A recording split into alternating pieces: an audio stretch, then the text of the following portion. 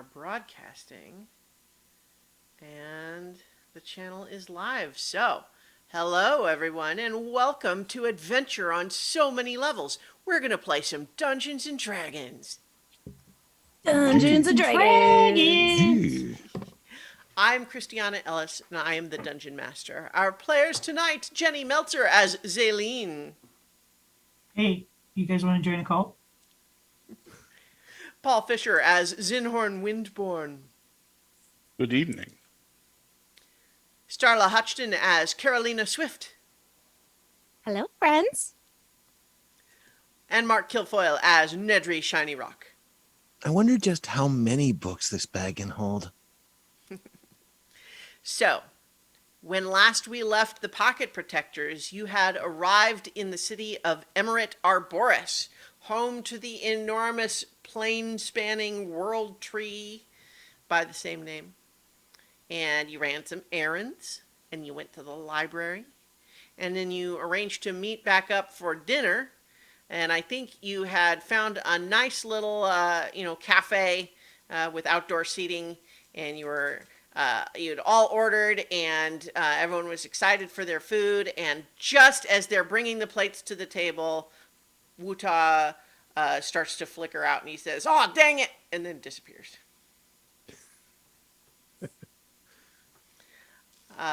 But the other piece of what happened is that Nedry received a thought bottle message from Master Finster, his abjuration mentor back in Pashan, suggesting that he should arrive at a particular room in the Emerald Arboris library at midnight, and he should come alone, and if he does so, he'll find help.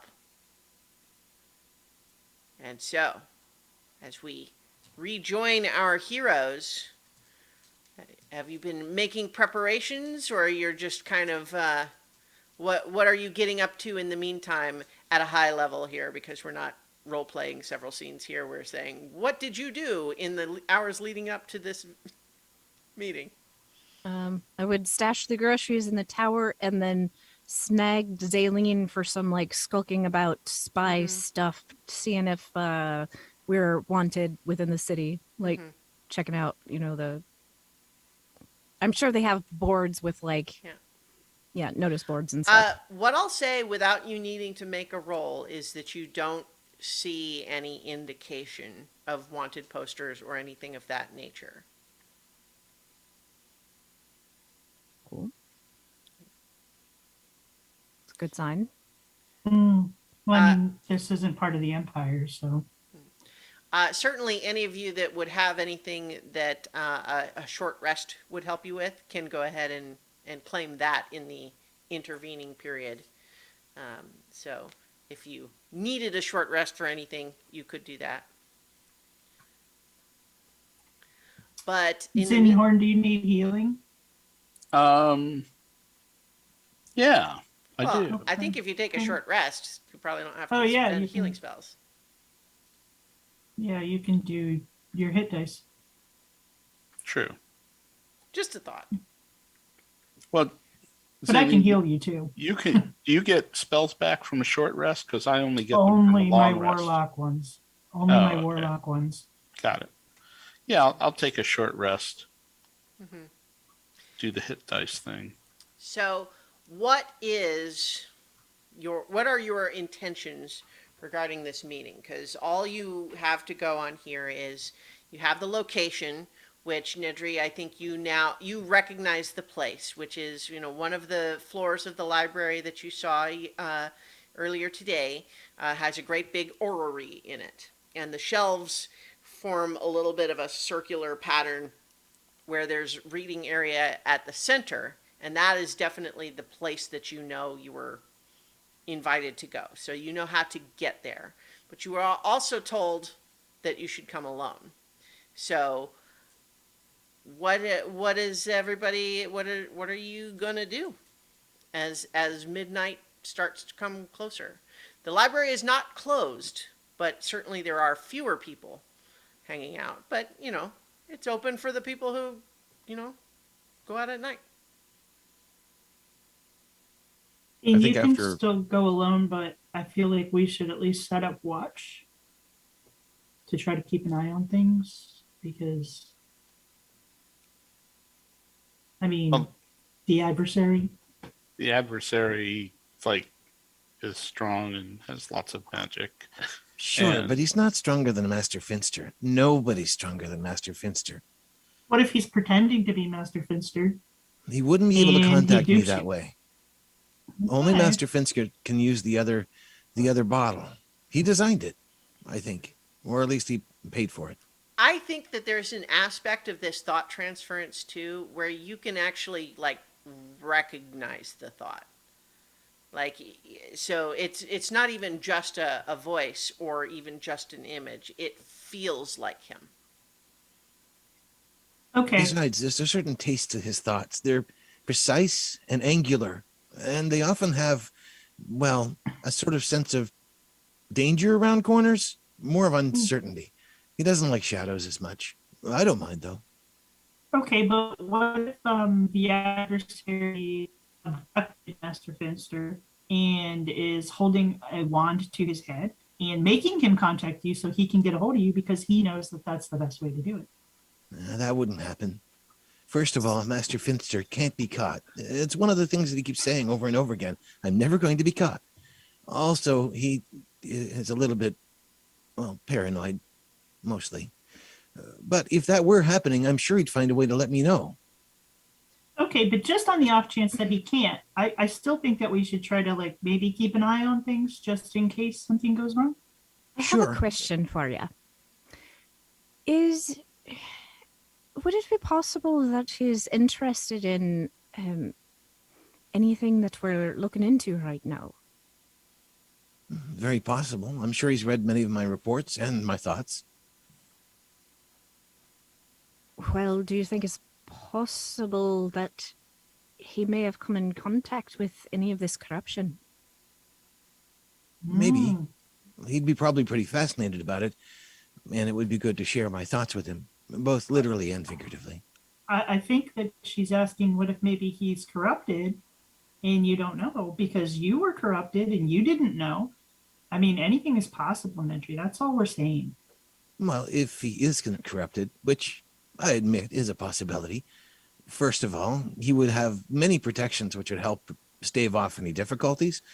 Plus, I actually can detect corruption and we can remove it. So it would be beneficial for him to be able to contact us at this point. But don't you have to be within a certain distance to do that? Well, I'm not exactly sure what he's planning to do. It may be entirely possible that he's coming here. Okay, Do you- I'm not Do saying you that you have any shouldn't backup meet him. plans? Anything just in case something goes wrong? Anything that we should do? Well, I'm going to make sure I understand this level well enough. I'm going to make a mental map of it, well, actually a paper map as well, and try to figure out if there's any particular places where it might be best to move myself to if I need to. Also, if you're within about 120 feet, I can contact you. So it's can be a sort of alarm, I suppose. Are there any buildings nearby, like within, say, 70 feet, 60 feet of this library? Not really. This is a big building, the buildings that are kind of adjacent to it. Like, it depends on kind of what you mean, right? Because the orrery room is like the third floor, and the buildings surrounding it and adjacent to it are not that tall. So kind of like even if you were next to it, you couldn't guarantee that you would be within 60 feet of any given point in the building, right?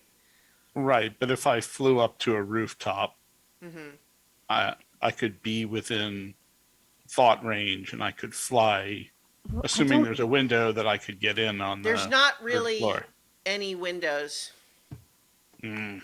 I don't think it's a good idea if we are entirely outside of the building. I think maybe alone would just be like we could be on the outskirts of the room. From what I Mm. understand, it's a pretty big room. Well, Hide you behind just have to be bookshelves. I sure mean, not to be visible, at least. Like I said, Master Finster can sometimes be paranoid. He Who's got to got- be a master understand the abjurer by impulse. being attacked a lot, I think.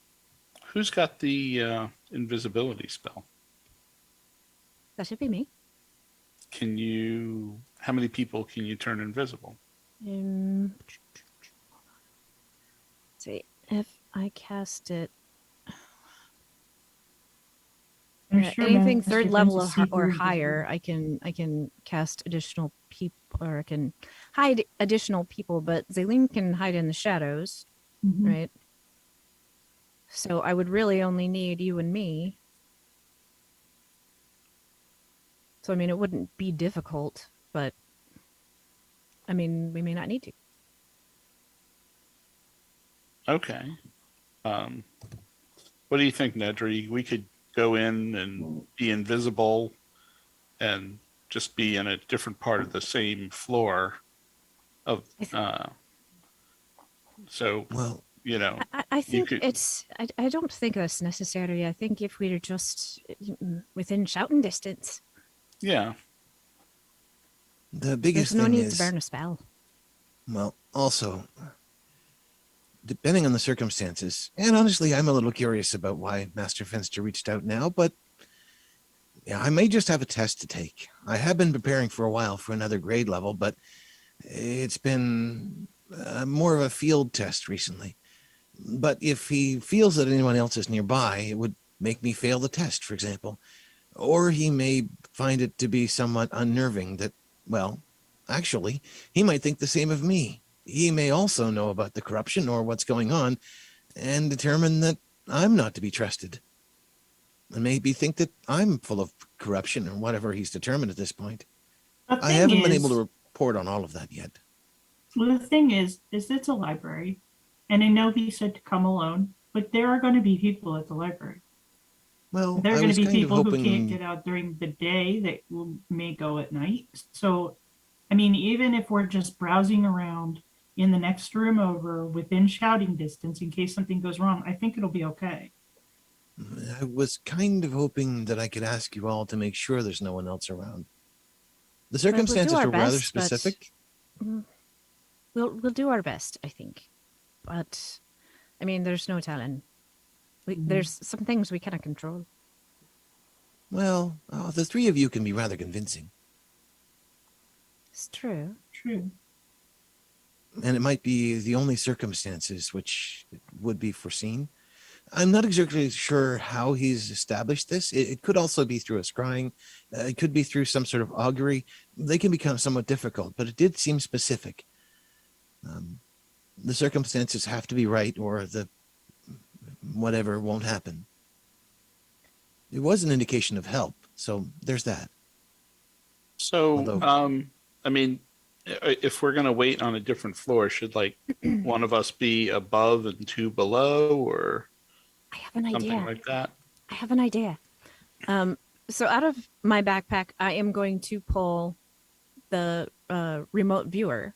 It has one use. So, and I'm going to give it to either Zaleen or Zinhorn. I'm not Okay. using it. What if we just use this? Set it up in, a place there, right nearby. And then he can be alone and we can keep an eye on the situation. That seems reasonable. Yeah, we can do that. Is that the Uh, thing that's who- powered who by wants our... it?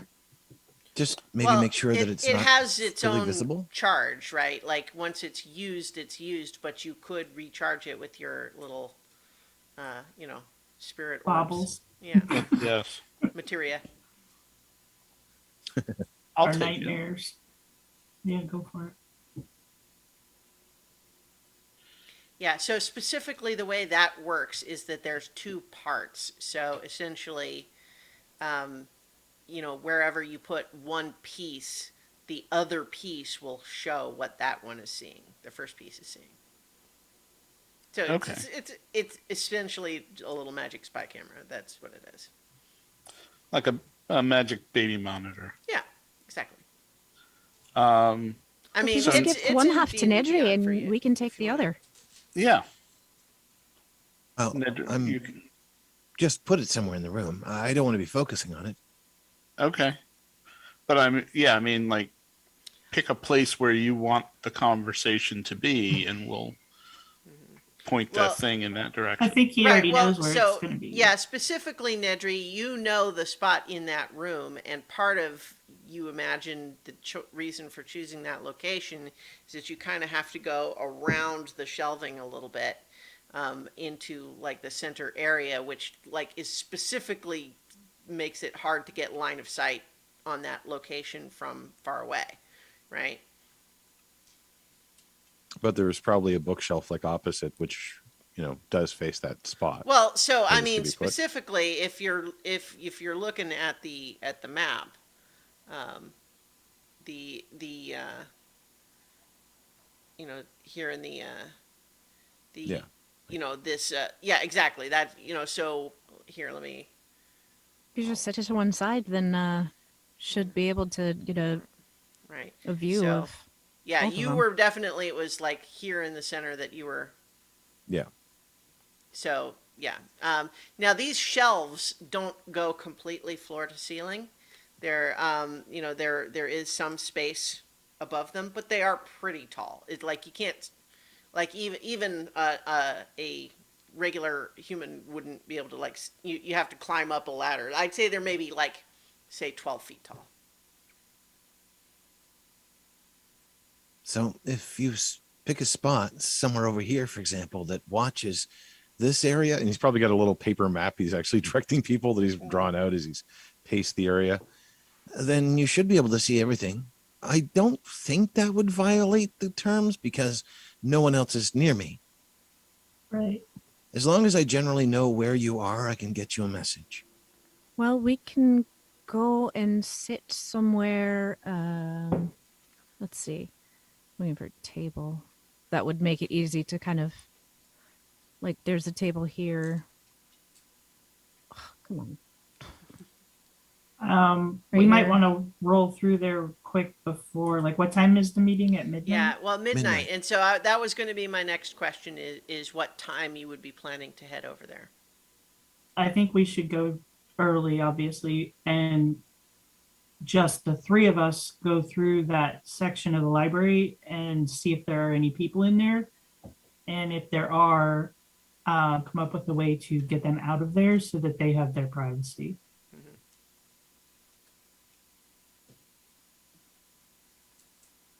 So 15 how- minutes ought to do it? Yeah. So you would be planning to arrive at that floor at quarter till midnight? Yeah, I mean, it won't take long to place the nodule and stuff and drive anybody out of that room. So 15 minutes should be good. Yeah, just do a quick once over of the place and make sure there's not like a trap set or anything like that. Mm, Yeah. yep, that's what we're gonna do. Okay. Oh my So- God, you guys, we have a plan. And Oh, I'm you had to sure go it and say will all that. go smoothly. Hmm. Yes. All right, so you head over to the library with enough time that you can go in through the front entrance and then up the stairs to the orrery floor and arrive there at about 15 minutes to midnight. And I'll just go ahead and put your tokens on this map level here. Nedry will look a little nervous and be opening up his book and cramming just in case it is a test. All right. So go ahead and tell me what you're doing. You have 15 minutes. I'm gonna walk through kind of stealthy and see who's in here. Okay, go ahead and make a stealth check. 20. Okay, that's pretty good. What about perception? Go ahead and make a perception check as well. You know what? I think it. Well, so I'll have. Yeah, so 18. I was just gonna say, you probably don't need to roll to see if there's just people reading and stuff, right? Because like they're not hiding, right? It's just a matter of like walking around and checking the various places. And you do spot down here in the lower left corner, down here, and then one in the upper right corner here. There do seem to be some people who are, just doing library guest stuff. Nedry, you make your way into the center, Yep. and sure enough, there's no one there yet. Okay. Sit on the ground, book open, Okay. study. So we need to figure out how to get these two people out. I kind of have an idea, but I have to look at something real quick. I don't know that that's necessary because of where Banishment. he is and where, how big the room is. I don't necessarily think. Mm, Hmm. I mean, I don't want him to miss his chance over something like that, especially if this guy's really as paranoid as he says he is. How big is the room, like, overall? Well, so the grid on this map is 5 foot square, so it's pretty big. Yeah, it's like I want to, here, let's see. Probably like 160, 170. Yeah, like Yeah. yeah, side to side is like 175 feet. So it's a pretty big room. Okay. Um, if I were to cast my shadow spawn, once it's out and moving around, does it have to stay within 90 feet of me? I don't know that it does necessarily. I think the 90 feet is probably like how far away from you it can appear when you bring it, or Right. That's what I'm curious. okay. I would have to check the feature, I guess, but I don't know of any particular reason that it would be limited in that way. Like once you summon it, it doesn't have Yeah. to stay. I don't The see question anything is that just says it like has the to- further away it is, like the less you're able to know what it's doing or tell it, give it instructions. Right. Okay, so I will tell like you guys, I could summon my shadow spawn and have it move around, like instruct it to move around and like creep people out to get them out. I was Well, there's the think possibility that you're running the risk of them reporting any problems, and then you just have more people up here trying to check out to see what's going on. Well, I can just make the shadow spawn go out there. Why don't we just keep an eye on them? do you think you could convince them that they're closing this floor for cleaning at midnight? Carolina probably could. That's yeah. Give me one moment. So I would like to kind of casually peruse, like, look through the books. I want to see like what sections they're looking at. Probably Oh, this one guy down in the corner. Right. So that person is, let's say, they're looking at. I'm trying to remember. I don't think either of any of you were doing when you were doing your research where it was on this floor. I don't. Let's say this section is. It's actually about modern community planning and city development. And what type of individual is looking at these books? Here, let's see. I just I grabbed some little tokens here. Let's remind my memory which one I got there. This appears to be a human with kind of slightly tan olive skin, dressed in a fashion which is exotic to your Pashan eyes, but is fairly common here in Emirate Arboris. All right. So I think I will go up to him and It's a she, but oh, it's a she. Okay. Okay, I will go up to her and kind of look over her shoulder. Say, "Oh, that's a fascinating subject." she kind of is looking over her shoulder at you and just like, may I help you? Well, I spotted you over here, and I was just wondering if you seem, are you researching on this particular matter, or is this like your profession? A little of both. I'm hoping to change careers. What? Who are you? Well, I was just wondering if you see, I've spent some time in Pashan, and it's very strange. And while I was there, it's like you can't make a map of the place. And I was just wondering if that's something that could be planned, or if like if it was intentional, or if it's perhaps something accidental that might happen. Uh, I'm afraid that's not my expertise. I'm more involved with things like the laying of sewers and storm drains and that sort of thing. And but I'm looking into architecture as well. It's just it's fascinating because everything in Pashan seems to shift. It's like you cannot catalog it in any way, and I don't.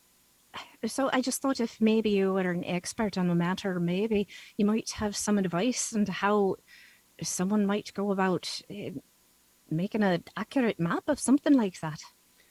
So, what is it that you're trying to accomplish here? Because it seems like you're not. Basically to like I'm just like peppering her with Mhm. questions and essentially trying to annoy her into leaving.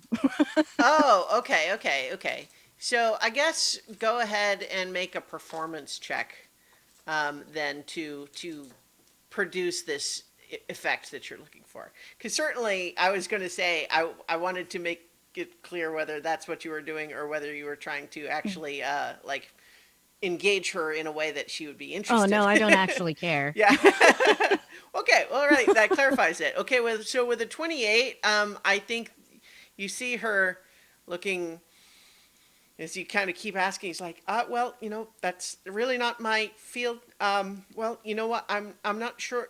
I'm sorry. I actually have to be going now. So I hope that you can find the answers that you're looking for. Maybe in a book somewhere, but not from me. Thank you. Good night. And she does sort of head towards the stairs, walking perhaps a little faster than strictly necessary. Top job. Got to be a No, book on the no. shelf: How to Annoy People and Disrupt Your Friends. Yes. I just kind of look back at my friends and like grin triumphantly. No creepy monsters needed. Meanwhile, like I summoned my shadow and we're like sitting in the corner playing patty cake because he was Okay. lonely and just wanted to come out and be friends. All right. Well, Right. hang on. Let's see. I think I have a token we can use for your shadow. What are they? Can you describe this shadow?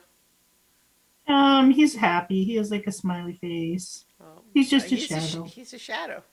How does he Yeah. have a smiley face?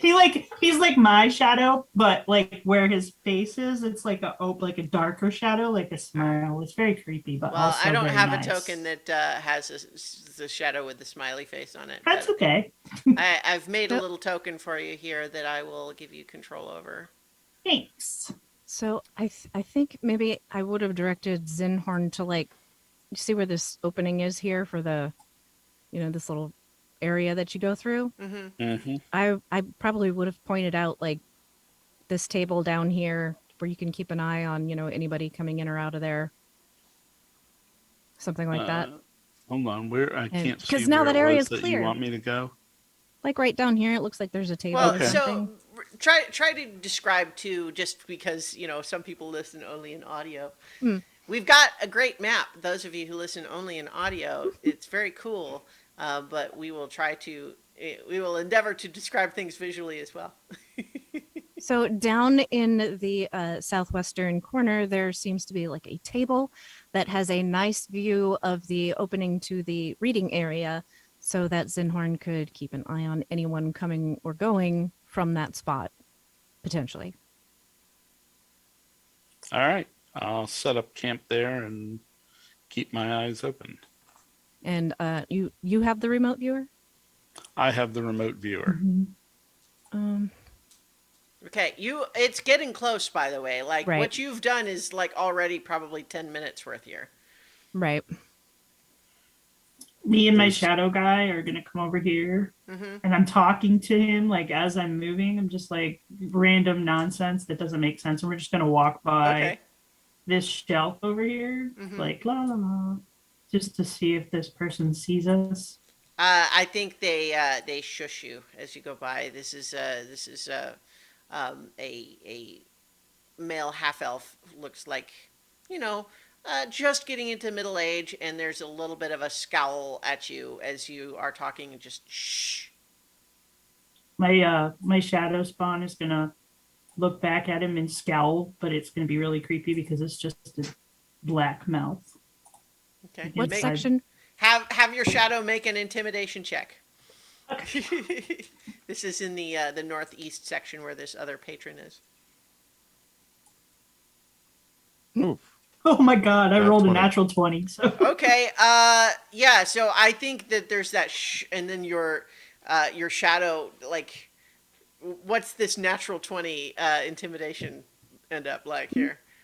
he's just like this big sort of like open mouth that So has like shadow teeth and stuff. And So it's we're in a like, what's the library. intent? This is absolutely the library ghost from Ghostbusters, right? mhm. Right. You know, so it's kind of like Yeah. he turns a shh, and then your shadow just goes, "Ah!" And the this person absolutely runs away in terror. Ah! They do run away screaming, however. Okay. So we'll go back over towards the door in case anybody does come up to investigate. Okay. So we're right there.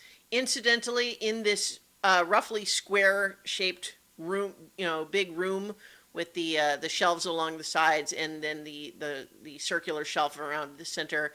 The basically there are stairs that go both up and down in the northwest and northeast corners of the room.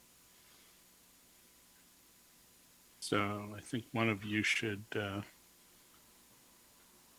be in northwest and the other in northeast, and I'll stay in southwest with the remote viewer, and I'll So, be able to. Did you place the other half of the remote viewer, or Nedry has that? I thought Oh. Nedry was going to place that. Yeah, we were going to place it kind of in that. Okay, well, I upper mean, part of you the circle. still have to Sorry, tell I'm me sorry. these things. I don't, otherwise I don't know. Okay, I thought when I pointed that out before, that's what I Okay, meant. Is all that right. that's where we were placing it. So Okay. All right. So everyone is kind of just withdrawn to their waiting spots. Then. Yep. both books out. Safety first. Mhm. Cast mage armor. Little blue glow. All right. So I think you get everybody into position, and then a few minutes start to tick by, and midnight, strikes. You hear the gentle chimes of it, kind of echoing across the room. Nothing happens right away. But then Nedry, just right near you, in a flash of magic, Master Argus Finster appears to you. Master Finster, it's good to see you. It is good to see you too, my boy. You have been up to quite a bit of mischief, I hear. I prefer to call it research. Well, I am quite eager to hear all about this, but first, let's sit. And there's just little chairs there, and he said, Nedry, my boy, you've gotten yourself out on quite a limb. However, it is clear to me that you have accomplished great things and discovered mighty secrets in the process. And so, with my help, I believe we can bring this airship into a safe landing. Airship? It's a metaphor. I should Oh. know better than to use them. I've been trying to remember. I have notes and everything that says not to use them with Nedry. But what I'm trying to get at, my boy, is in the process of getting yourself in a fair bit of trouble, you have nonetheless involved yourself in incredible arcane secrets. And now, the two of us stand to profit a great deal from this. And what I have arranged for you is a way to safely turn yourself in to eliminate any possibility of an misfortune and to maintain our involvement in the investigation of these secrets.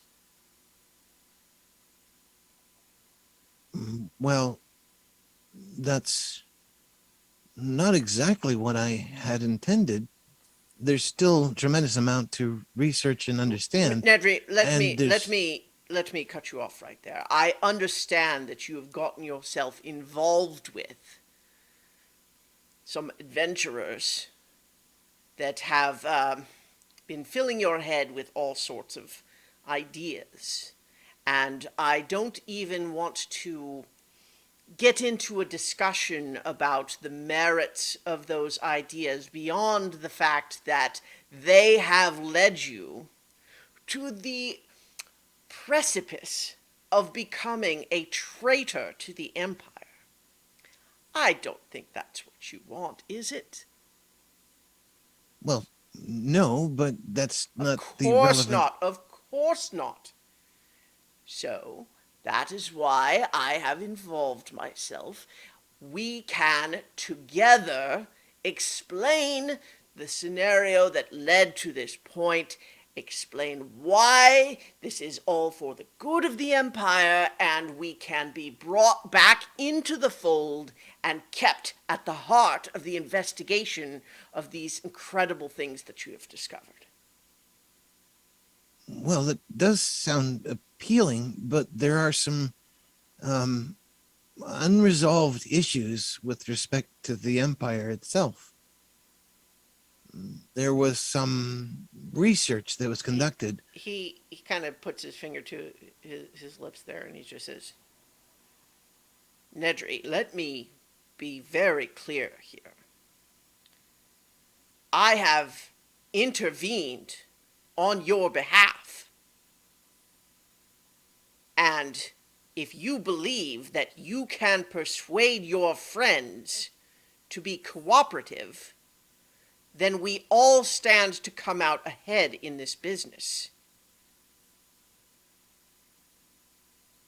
Well, convincing them is another side issue of increasingly difficult nature. But Well, if that is the case, they don't need to be involved. You come with me. Well, they also they have can be their dealt with on perspective. their own. Well, I don't think that would be fruitful. They have information and experience and perspectives, which All are the more then that you should persuade them to cooperate, to join the Empire's effort willingly. They will be treated as valuable assets, which they are unless they persist in making themselves opposition. What in particular are we supposedly in opposition to? This is the crux of the issue, Nedry.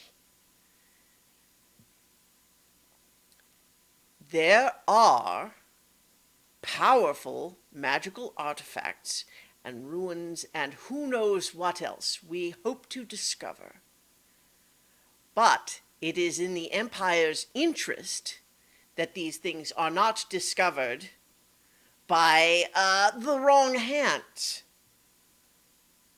And as a result, it is the Empire's duty to ensure that the investigation is proceeded with the right oversight, and not just adventurers who stumble over a cursed artifact. Now, the fact that your little group has been so close to the center of this thing already and directly involved with a number of, let's be clear here, apparent terrorist events. Now, I don't believe that that was your intent or that that's what happened, but what we require here is an accounting of what did happen. And if you and your friends continue to try to flee the Empire's authority, there will be no choice but to consider you traitors. And I intervened on your behalf because I know that is not what you are. But if that is to be proved to the Emperor, we will require your cooperation at this time. Your friend's cooperation is negotiable. Well, I wouldn't want to speak for them, but the forces that have been unleashed, that we've discovered, have been somewhat insidious. And I have to caution you that depending on who you've been dealing with, you may also have encountered them. I have some spells at my disposal now that I've learned to try to detect their influence, if you don't mind. I don't mind. What I'm suggesting is that these insights and discoveries that you have made, and I don't wish my displeasure with this situation to overshadow the fact that I am extraordinarily proud of what you have managed to accomplish in your development as an abjurer. You absolutely have proven yourself to be capable of at least another rank. But, once again, in order for that to be managed, we require you to stop acting as a rogue agent and return. If you indeed have these resources, then why not put them to use in the Empire's efforts instead of trying to do it freelance for no benefit and making yourself an enemy of the Empire in the meantime? Nedry, I have stuck my neck out for you. And we all stand to benefit here if you cooperate now. I can't promise what will happen if you don't, but I guarantee you will not get another offer this generous.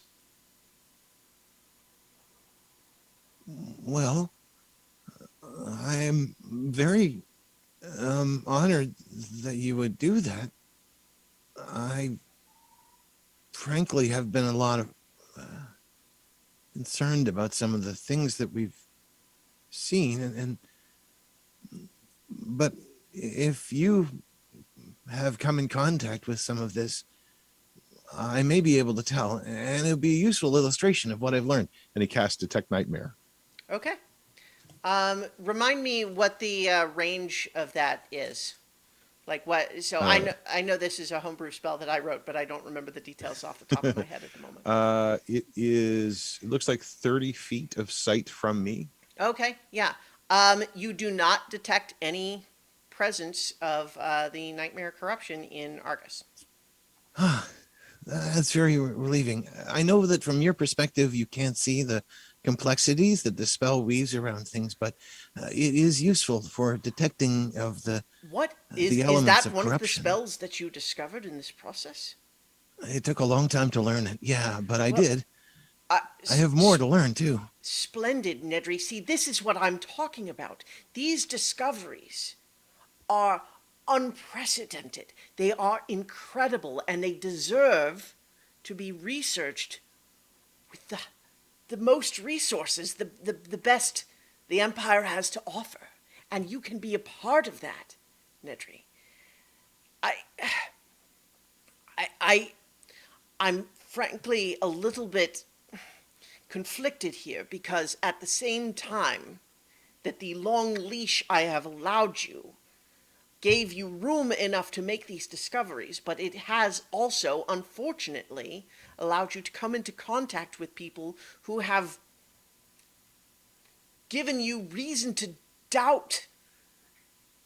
You say this spell detects this magical corruption you're talking about. Did it find any in me? No, which is quite relieving. Then listen to me, Nedry. This is your chance. Do you believe that you can persuade your friends to come in? Well, maybe. They're very protective, so they wanted to make sure that I'm okay, but there's a lot of danger associated with the way the Empire has been acting. And we have come to the belief that there may be some of these corruptive elements working within the Empire. Certainly, what we found at the Reclaimers Academy indicated that there was more corruption going further. Not necessarily the magical kind, just more ambition, perhaps. So, As you're saying that, his face is kind of going a little bit pale, and he's looking a little bit drained, a little bit sad, a little bit nervous as you're saying that, and he's just saying,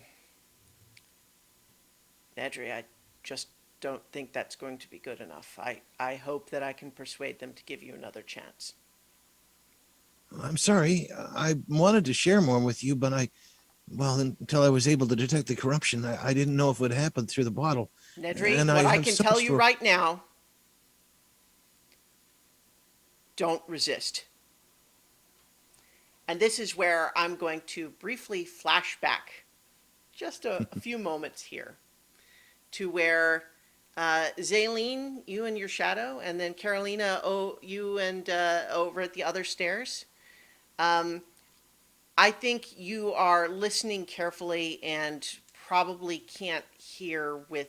Well, okay, how about each of you make a perception check to see how well you're able to hear this conversation?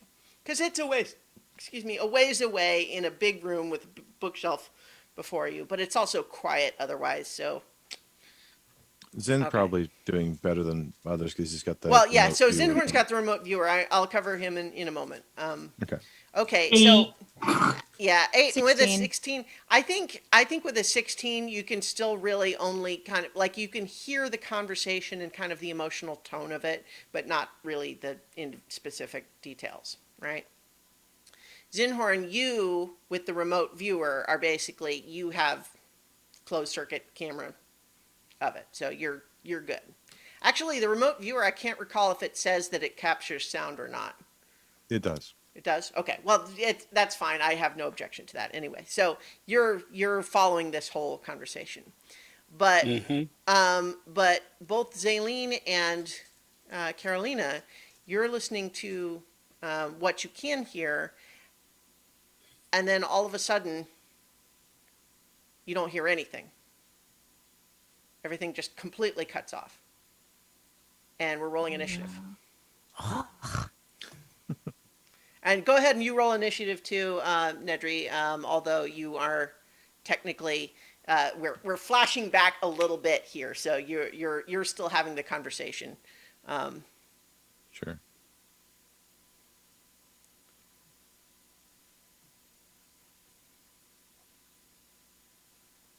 Okay, we got everybody's initiative there. Mm-hmm. Oh, I need to roll for my guy too? Oh yeah, does it? If he has a separate initiative, then yeah, let me I think add a so. turn for him.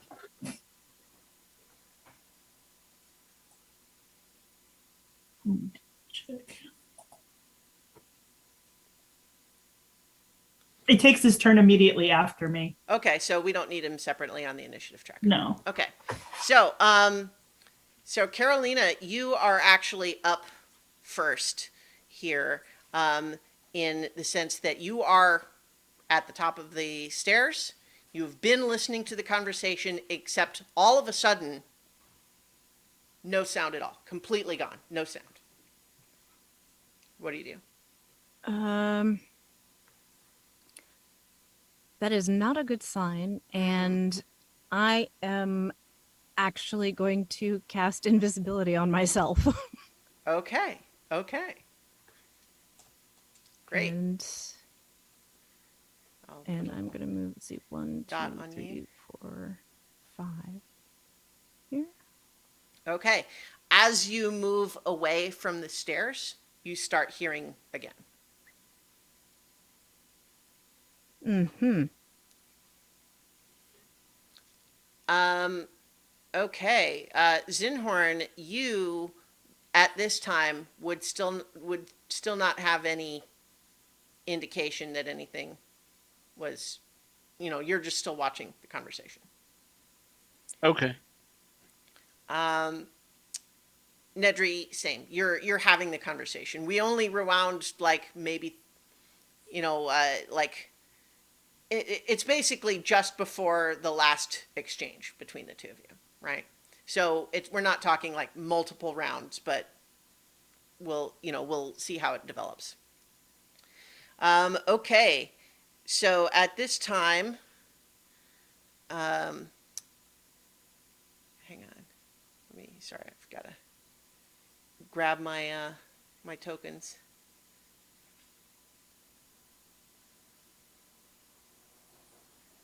Okay, and so at this time there are two individuals wearing what appear to be very sort of like ordinary, just civilian clothes that you might see on the street here. Except that they are also carrying a mace and what looks like a holy symbol of some kind. And they are coming up the stairs here. And Zaylene, the first one, you need to make a let's see, a wisdom saving throw, please. Oh crap! I hit the wrong button. Sorry. Oh, okay. It's the same modifier and everything, so 9. Okay. Yeah. So I think what happens is just as you are, like, first of all, you don't hear this, right? Like, you don't hear any jump, jump, jump, jump up the stairs.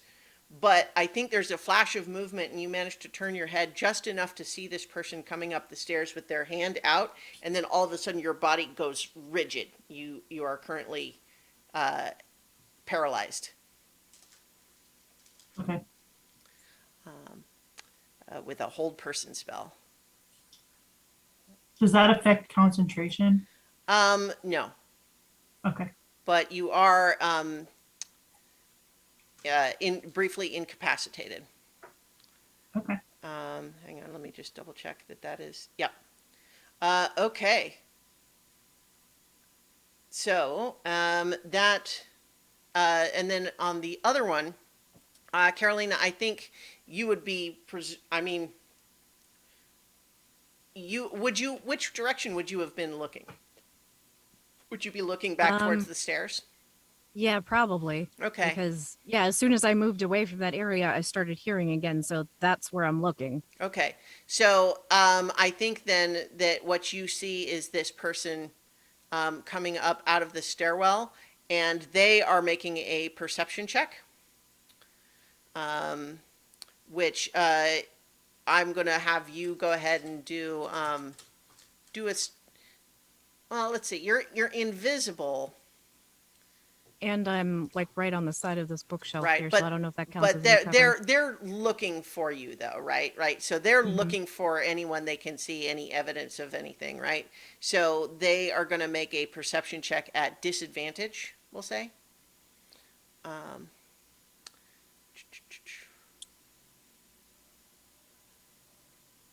Okay. That's still a 17, so I'll have you make a stealth check. Probably what we should have had you do is make the stealth check at advantage instead of the perception check at disadvantage, but it works out more or less the same.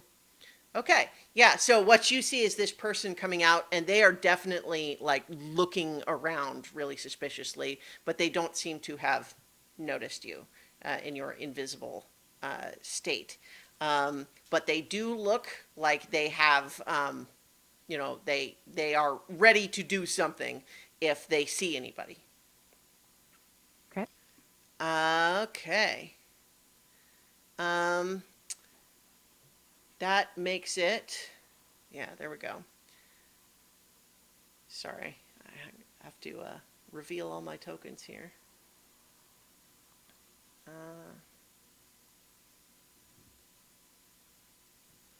Okay, following those individuals up the stairs. Bloom, bloom. Bloom, bloom.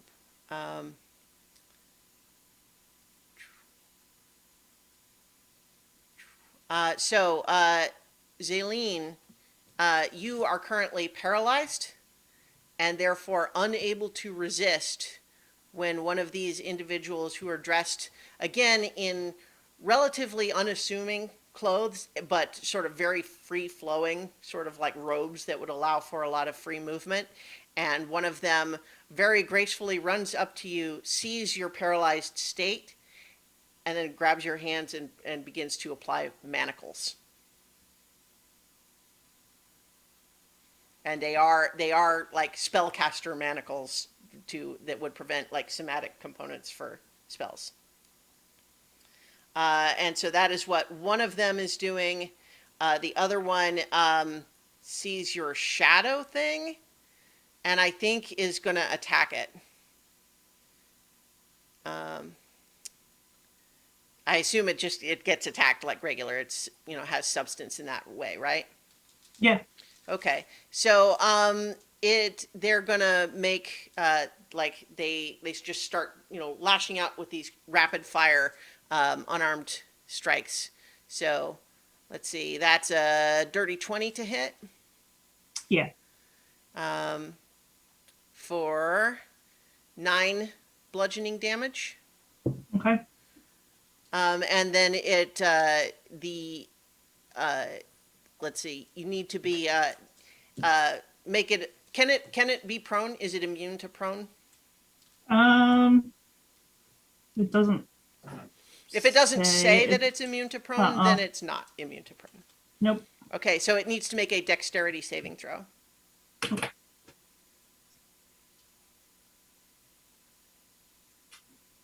Okay, with a 13, it just succeeds and it is not knocked prone. However, it's got 2 more attacks coming its way. That's a 22 to hit. Yep. For another 11 bludgeoning damage. And have it make a Constitution saving throw.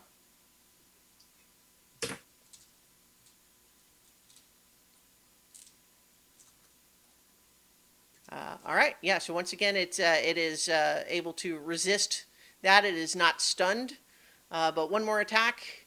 That's going to be 16 to hit. Does that hit? Yep. Mhm. Okay. So that is going to be another 9 bludgeoning damage, and let's have it do dexterity again. 7. Okay, so 7. that time it is knocked prone. Okay. But it is also now like, it's the end of the turn, so there's no like other advantages gained there. However, what these 2 martial artists then do, let's see, actually, I think your shadow spawn is preventing them from moving like further into the room because it's kind of blocking. Whereas over on this side, they are, these 2 are again moving further into the room and like looking around carefully. And again, Carolina, you sense that they are waiting to see if they can see anybody. They're going to make just regular perception checks, each of them, against the same stealth check that you made before. Let's see. It's a 15. I think you had 17, right? That's another 15. So again, they don't see you, but they look like they're ready there. My stealth check was 23, so Okay. All right. And so now, it is, you know, all of the bad guys got their turns in a row. So now following them up the stairs. Actually, these are coming from upstairs, coming down. There are people who, once again, they're not dressed in any kind of a uniform, but they seem to have kind of more of a soldier's bearing, and they're each carrying long swords and nets.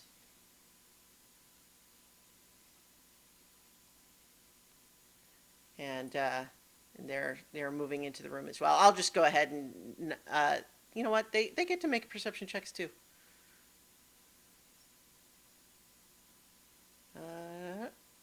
Although they don't get any special bonuses for them. 11, 12. No, so yeah, so none of them see you still, Carolina, luckily. And then these two guys are currently blocked at the stairs, but they're on their way. So I think it was now Argus's turn, and we'll go ahead and play it as he is using his turn to say that last sentence that we established. Don't resist. And now, Zaleen, it is your turn, but all you can do at the moment here is at the end of your turn, you can attempt to break free of the hold person spell, but you are still nonetheless have got manacles on you now. Right. So would I have to make another wisdom saving throw? Yes. So Okay. at the end of your turn, you make a wisdom saving throw. Okay. I can't do anything else, so Mhm. I will just go ahead and make that now. Okay. All right. So with a 15. 15, oh yeah, with a 15, you just make it. So you are no longer paralyzed, but you do now have your hands behind your back in manacles that prevent you from doing somatic components. And you are Okay. also currently in an area affected by the silence spell. Okay, so does that mean that you can't say anything in this? Like you can't hear anything or say anything back Correct. and forth in here? Right. Yeah. Okay. So nothing can be heard within the field, and nothing can be heard like from outside either. Right. Like so, you can't make any noise or hear anything in there. Okay. And that was at the end of your turn that you broke free of the spell. So, so that's it for this time. All right, we're now back up at the top of the initiative. Carolina? Actually, my so- shadow gets Oh, to go. you're right. You're right. Absolutely. So what does Yeah. your shadow do? He's gonna make a multi attack against the guy that knocked him down. Sure. So he's gonna use half his movement and get up and make his multi attack. Yeah, absolutely. Oh wait, I hit the wrong button. That's the dice roll. So let me like for the damage. Mhm. So let me roll a dice quick.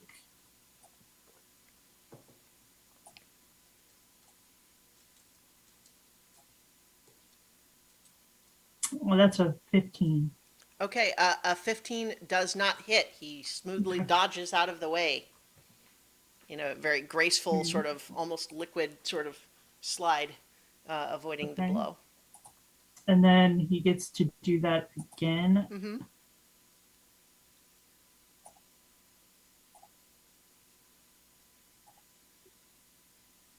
And that's only a 13. Okay, yeah, unfortunately, yeah, once again, the blows are kind of these big swinging, clawing actions that this martial arts adept manages to evade. Okay, so Carolina, you are invisible. Well, this is a whole bunch of not good. Do I have line of sight, like from where I'm at? Can I see that Zaleen has been taken?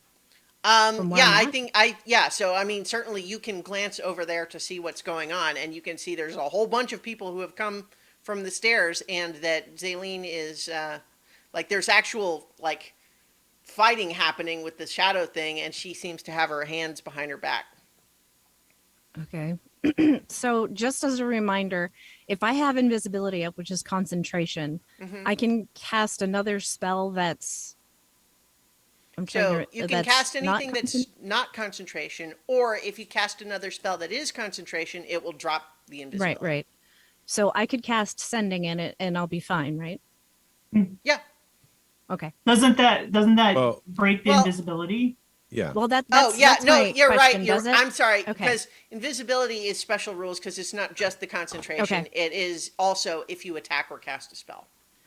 Okay. Yeah. Well, then yeah, I'm not doing that. Mhm. And I'm going to let's see, 1, 2, 3, 4. And I'm gonna move Okay. there. Do make another stealth check with advantage because you're invisible. Where is that? That box disappeared. That let me do things. So okay.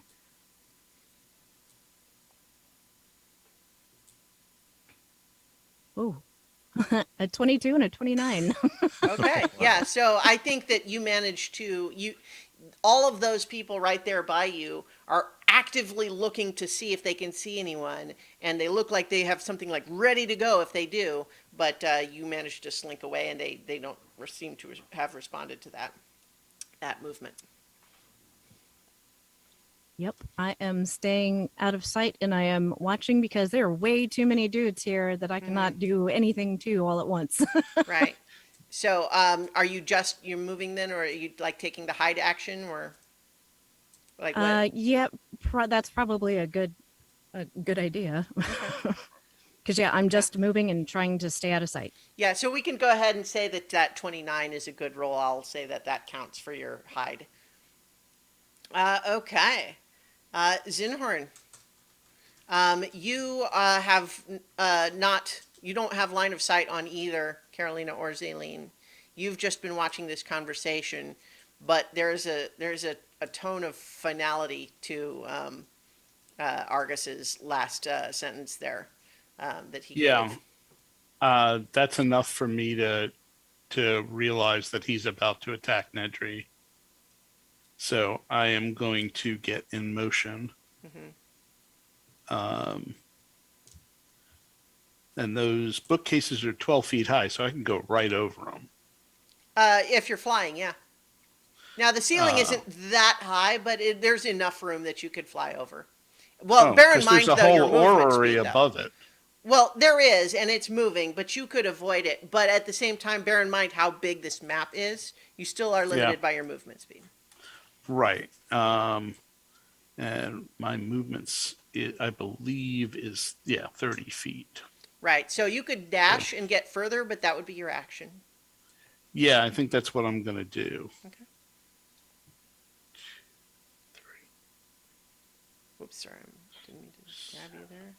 Because I think you can basically get, you can get to about Like right there? there. Yep.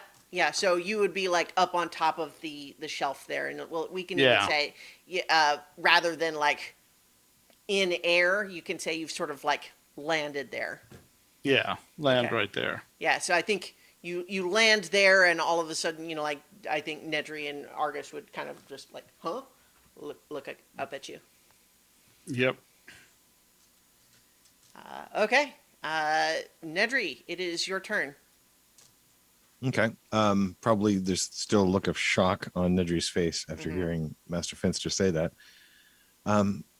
Don't resist. But you've always taught that abjuration is the very art of magical resistance. This doesn't make any sense. This is not like you. What are you doing?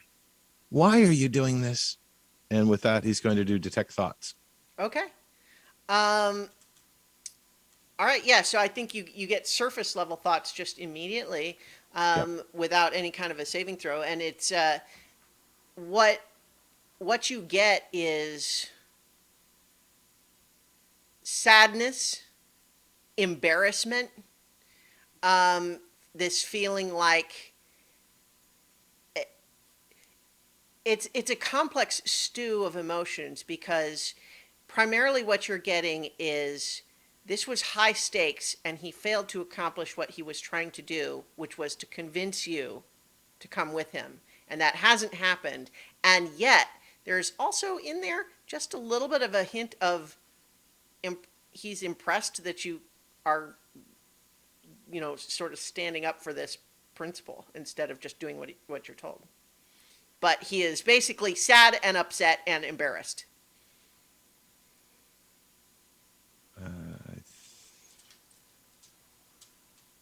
Because in particular, the okay, embarrassment yep. is that like he told someone he could convince you, and now it appears that the grace period has elapsed.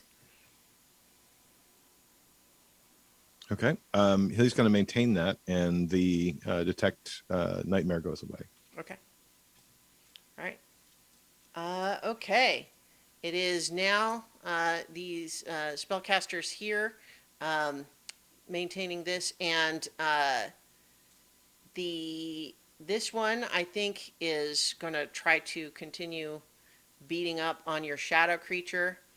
What they're going to do is cast guiding bolt against your shadow. So they hold their hammer, which has kind of a gem in it, and they just point it, and it goes blasts out with radiant light. But they only get a 12 to hit. It misses. Okay, yeah. So I think that this blast of magical force strikes the end of the bookshelf over here past it and explodes several books out of it that start fluttering down in paper. And I think that is a sound that is outside this area affected by silence. And so now everybody in this floor that can hear would have heard sort of a magical impact there. This person is giving like sign language commands to the others here in the, but they still can't get past because they've got a bottleneck in the stairs here. In the meantime, though, the martial arts adept are next, and this first one here is going to try once again to keep beating up on your shadow. 13 to hit. Miss. So that's a 9 to hit. That'll miss. 16 to hit. That hits. Okay. And that's going to be another 6 bludgeoning damage, and I need a dexterity saving throw.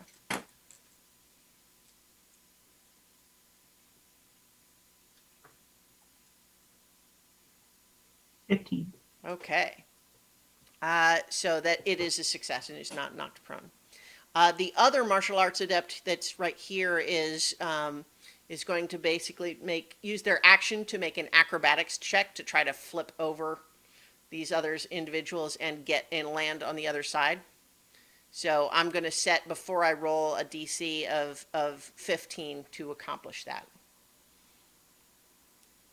And they rolled 16. So basically what they do is they use their action, so they're not able to keep moving, but they are able to flip out over here and get out from being blocked into the stairs there. All right, over here on this side, these guys, let's see, what is their movement speed? They are, they can see all that happens and seems to be under control in that corner. So one of them, 2, 3, 4, is going to make an acrobatics check to get up on top of the shelves there. And they got an 18. So that's their action, but now they're up on top of the shelf there. And then this one is going to dash in this direction. 10, 20. Basically running around that way looking for people. So Carolina, you see that one run by. And definitely peers in, like looking in there, but doesn't see you because you're invisible. All right, and then the soldiers, these guys are not dashing in with the same level of speed, but they are definitely making their own way further in to the room here. And they also still seem to be holding an action. All right. That makes it Argus's turn. And he looks to you, Nedry, and he says, Nedry, I taught you that spell. I will not resist it. You will see that what I want is the best for you, but I can't guarantee your protection unless you cooperate. Please. And he basically takes no other action.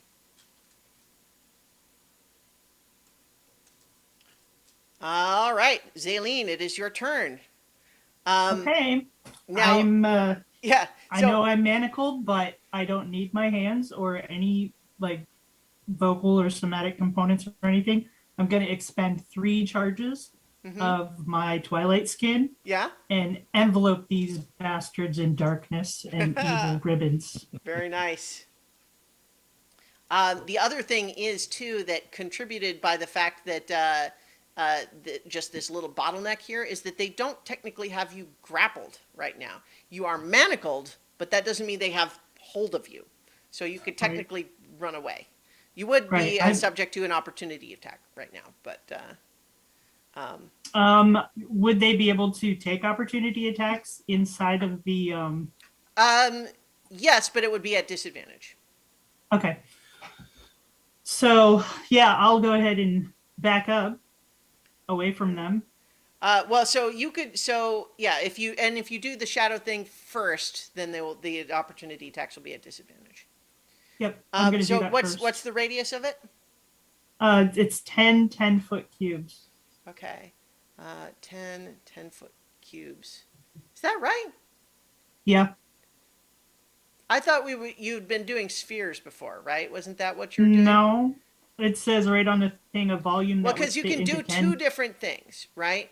One is you can create like sort of walls, almost like wall of force.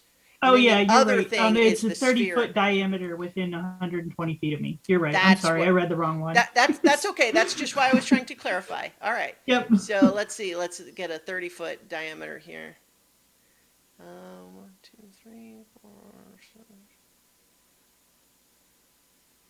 Like that.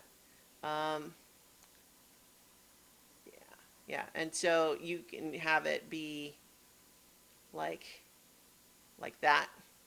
Yeah. Okay, and then you can basically just run right through it because you're not affected by it. So go ahead and run to where you're running, and then they make attack rolls with disadvantage, I believe. Is that what it says? Yeah. Okay.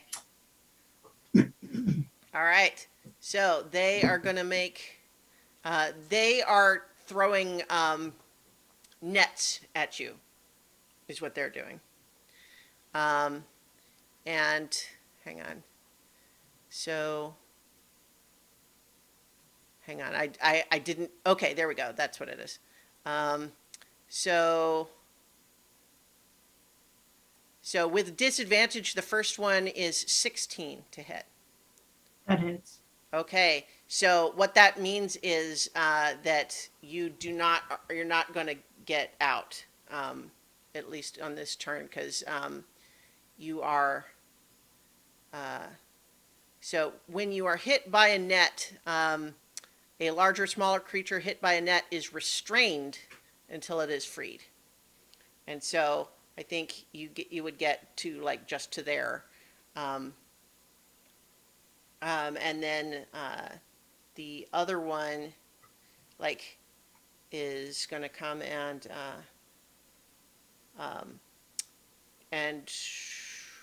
I think they're gonna hit you with their longsword. Okay.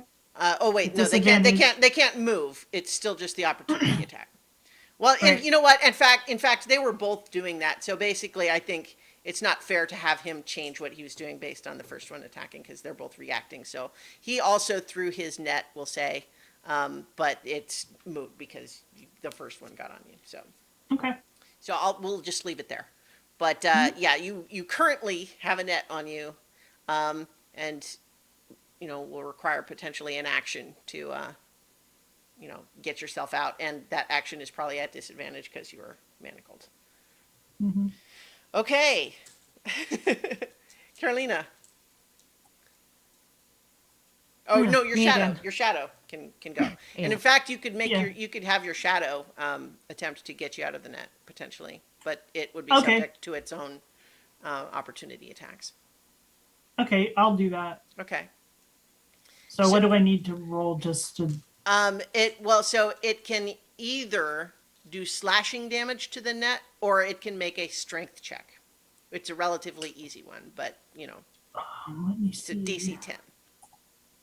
what his strength is. I think he's got a good strength. Sorry, I summoned him again. Oh, that's okay.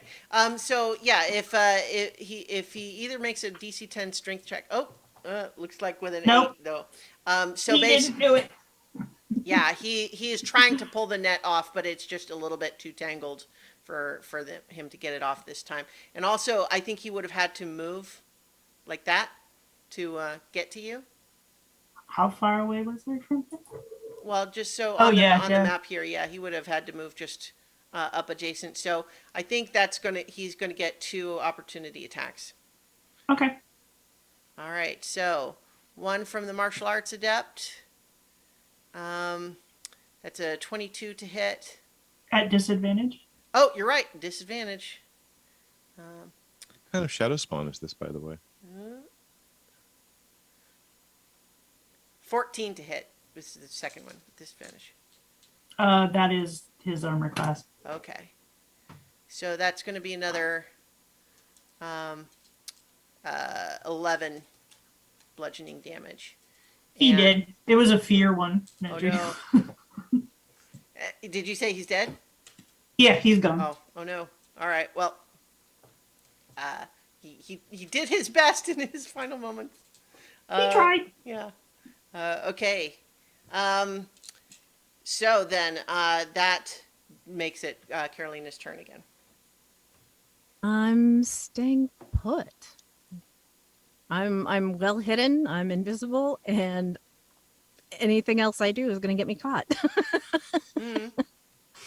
So, yep, staying put. I'm actually going to wait and see if these guys come away, like go further away from me. Okay. So just waiting.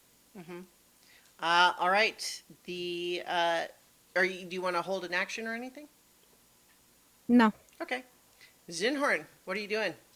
You would have heard Argus say that to Nedry, that he's basically saying, "I want the best for you. Read my mind, and see, you'll see." Okay. He doesn't appear to be attacking Nedry or trying to restrain him. However, some guy just jumped up on top of the bookcases. Well, not How only far- that, but I think from up here when you were flying, you now have a little bit of a sense of commotion going on in the corner where Zaleen was too. Okay. There's Except now that's you can all now see blacked out. her big shadow sphere is up in the corner. Okay. You see little murder ribbons like slicing out every once in a while. Okay. Yeah. How far away is the guy who jumped up on the bookcases? I mean he's let's see. Gosh, my little ruler thing like it's made it hard, like somehow it's collapsed the tool. He is 70 feet away currently, but obviously if you move you could get closer. Okay. I'm going to.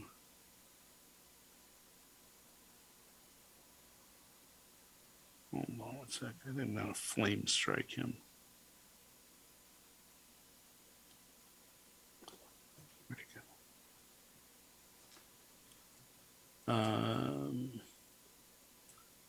Yeah, I'm gonna move to my right 10 feet. That should make him 60 feet away, right? Yep. And 60 feet away is the distance for flame strike. So I'm going to flame strike that guy. Okay, what does he need to do? Does he make a saving throw? Dex 15. Oh, crap. Yeah. Well, these guys are pretty dexy, but we'll see. Yeah. Yeah, dirty 20. I mean, he'll still probably take half damage though, right? Almost certainly. Each creature in a 10-foot radius in a 40-foot cylinder center. Oh my God, I just set the library on fire. Yeah, there's a part of Nedry's mind which is screaming. Yeah. Well, no, I mean, for yeah, sure. it's a- I mean, let's go ahead and resolve what happens to the creature first, and then I'll narrate what Okay. happens to the books. 13 points of damage. Okay, yeah. He's definitely burned by that for sure. Doesn't appear to like that at all. But also, what has happened though is this. It briefly illuminates the entire room, and there's big scorches and smoldering patches on the top of the shelves, but also all of the books in that whole sort of like column. You know, it's only a little bit on either side of the shelves, but all of those books have, caught fire. Yeah. So you've definitely started a fire. So, yeah. So, Nedry, you certainly see this happen too. Yeah. All right. So it's your turn, Nedry. Nedry's pushing deeper, and moreover, in his mind, he'll hear Nedry's voice, something he's never discovered before, because Nedry got this ability after he left. But he's basically barraging him with questions. Okay. Why did you do this? What's going on? What's really happening here? And then the detect thoughts as well. So Yeah. pushing deeper. So what you see as you probe deeper, and he doesn't even resist it, right? Like he's not even making a check to try to resist it. He's letting you do this. What you see is that he had been following a lot of the strange events that were happening, but then someone from the Empire contacted him and told him that one of his apprentices was directly involved with what happened to the government building that collapsed into mold, and that they believed him to be in league with an organization that was attempting to uncover powerful magics to use against the Empire. And he insisted there's no way that that's true. There must be a misunderstanding about what's happening here. Let me talk to him. I can get to him and have a conversation, and if I explain what's happening, then all of the knowledge of these secrets that he's uncovered, we can bring into the fold. And so essentially what you discover is he essentially told you the exact truth, which is that he believes the only reasonable way to proceed here is to cooperate with the Empire, because otherwise you're declared a traitor, and that doesn't make continuing your own investigation very easily. And so he sincerely was trying to persuade you to cooperate. And frankly, the fact that you aren't, his primary concern right now, his number one fear, is that in trying to take you into custody, they're going to hurt you. That's what he's worried about right now. There's a little bit of being embarrassed that he said he could bring you in and it's failing, but that's his fear right now. Then there would be kind of the echo of surprise in the mental connection and the telepathic voice. No, you've got it all wrong. They don't understand. I'll show you. And I'll maintain the connection. Okay. All right. So that we've got these spellcasters here. This one is basically staking out the stairs right there, with the idea of making sure that nobody runs by in that direction and escapes. That's their turn. This one right here, I think, now that the stairs aren't blocked anymore, is going to kind of struggle through the shadows here and try to get to you where you're in the net, and is going to try to basically put a bag over your head. And they're going to need to I'm going to have them basically make an unarmed attack, an unarmed strike with advantage. No It's- damage because you're restrained. It Or- would or- be a regular check though, because Oh, right. So yeah, the point is, you're right. Their check would be at disadvantage because of the shadows, but advantage because you're restrained. So it'll be a straight check. And they're not trying for damage. What they're trying to do is basically put like a black cloth over your head so you can't see. okay. And they're just gonna do like that's just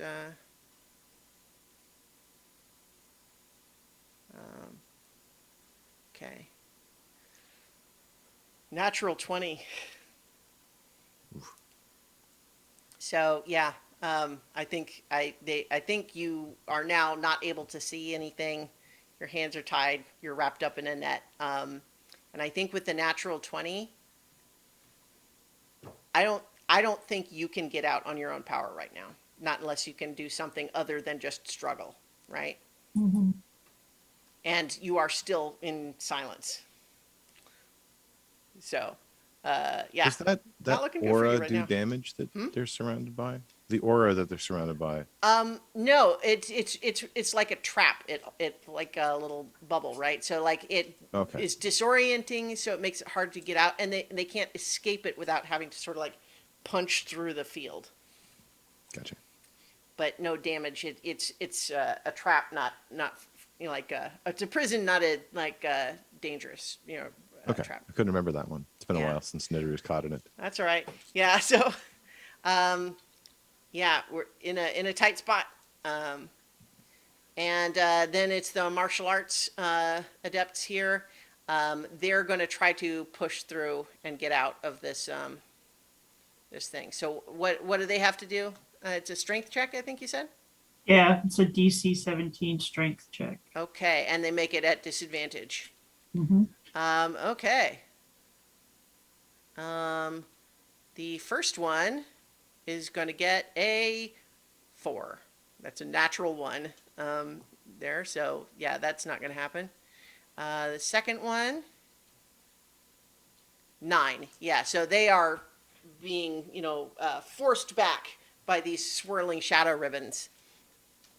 And then over here, this guy who just got burned is going to hot foot away from the part that's on fire. And I think that they're going to dash around the circle here. 20, 30, 40, 50, 70, 80. And you see them basically like running really fast in your direction, Zinhorn. But they can't quite get to you in this turn. They're trying to get to you, but that's as far as they can go this turn. Whereas this one down here finishes running down like to the corner here, basically checking all of the rows to see if he can see anybody else. Especially because, as you all might be aware now, they know who they're looking for, and they haven't found Carolina yet. So he looks there and comes back a little bit, having not found anyone. All right, and then it's the veterans here who are also, this one's going to 10, 20, 30, moving in that direction,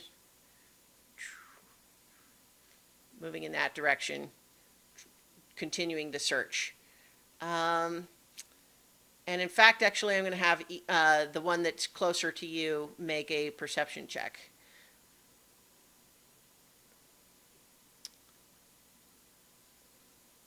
Nine. Nope. Walks right by you. In fact, I think his gaze actually just like it would have made eye contact if he could see you, but it just travels right on past. Okay. And then these guys are going to come on out here too, and one of them is going to just like help to secure Zaylene. And I think, Zaylene, I think what you feel is you feel yourself being hefted up onto someone's shoulder. And then the other guy is going to try to get out of this bubble. He's a little better with strength, but see how it goes. No, with disadvantage, that's a low roll, so that's only a 5. Like, so they're still all trapped there, but they've got you in there with them. Okay, that makes it Argus's turn again, and Argus is just looking to you, Nedry, and says, "You can't take on the entire empire. This is the only option." And he actually glances over and sees the books that are on fire. Let's see.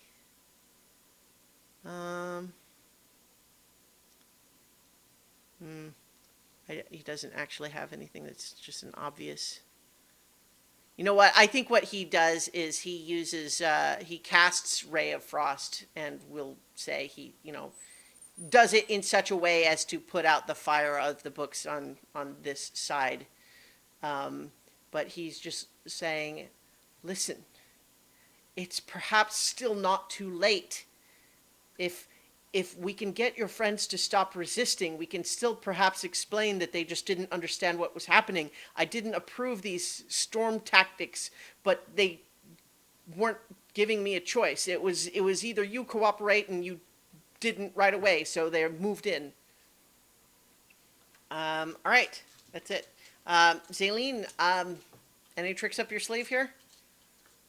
I'm going to make an unarmed strike attack and kick the guy who just hefted me over his shoulder in the jewels. Sure. Go ahead and make an attack with disadvantage. No, Well, no, that's Oh damage my again. god! that's damage. Both of them were natural ones. No, Oh, those sorry. those are damage rolls. Sorry. That's okay. Yeah, well, 7 still is 7 and an 8. Yeah, so 7 and an 8.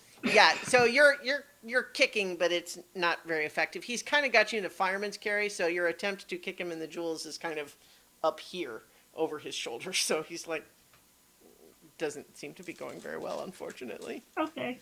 All right, Carolina. Yeah, still like I haven't heard from anybody. Like I saw the books catch on fire. I was like, this Well, is yeah, completely no, and not I think good. you're hearing, you're probably hearing a shouting from from the other side. You saw the monk that was running along the top of the shelves. And if I do anything that like completely gives me away, Yeah, I mean, I understand. You're all in a difficult situation. like I could get maybe one person out.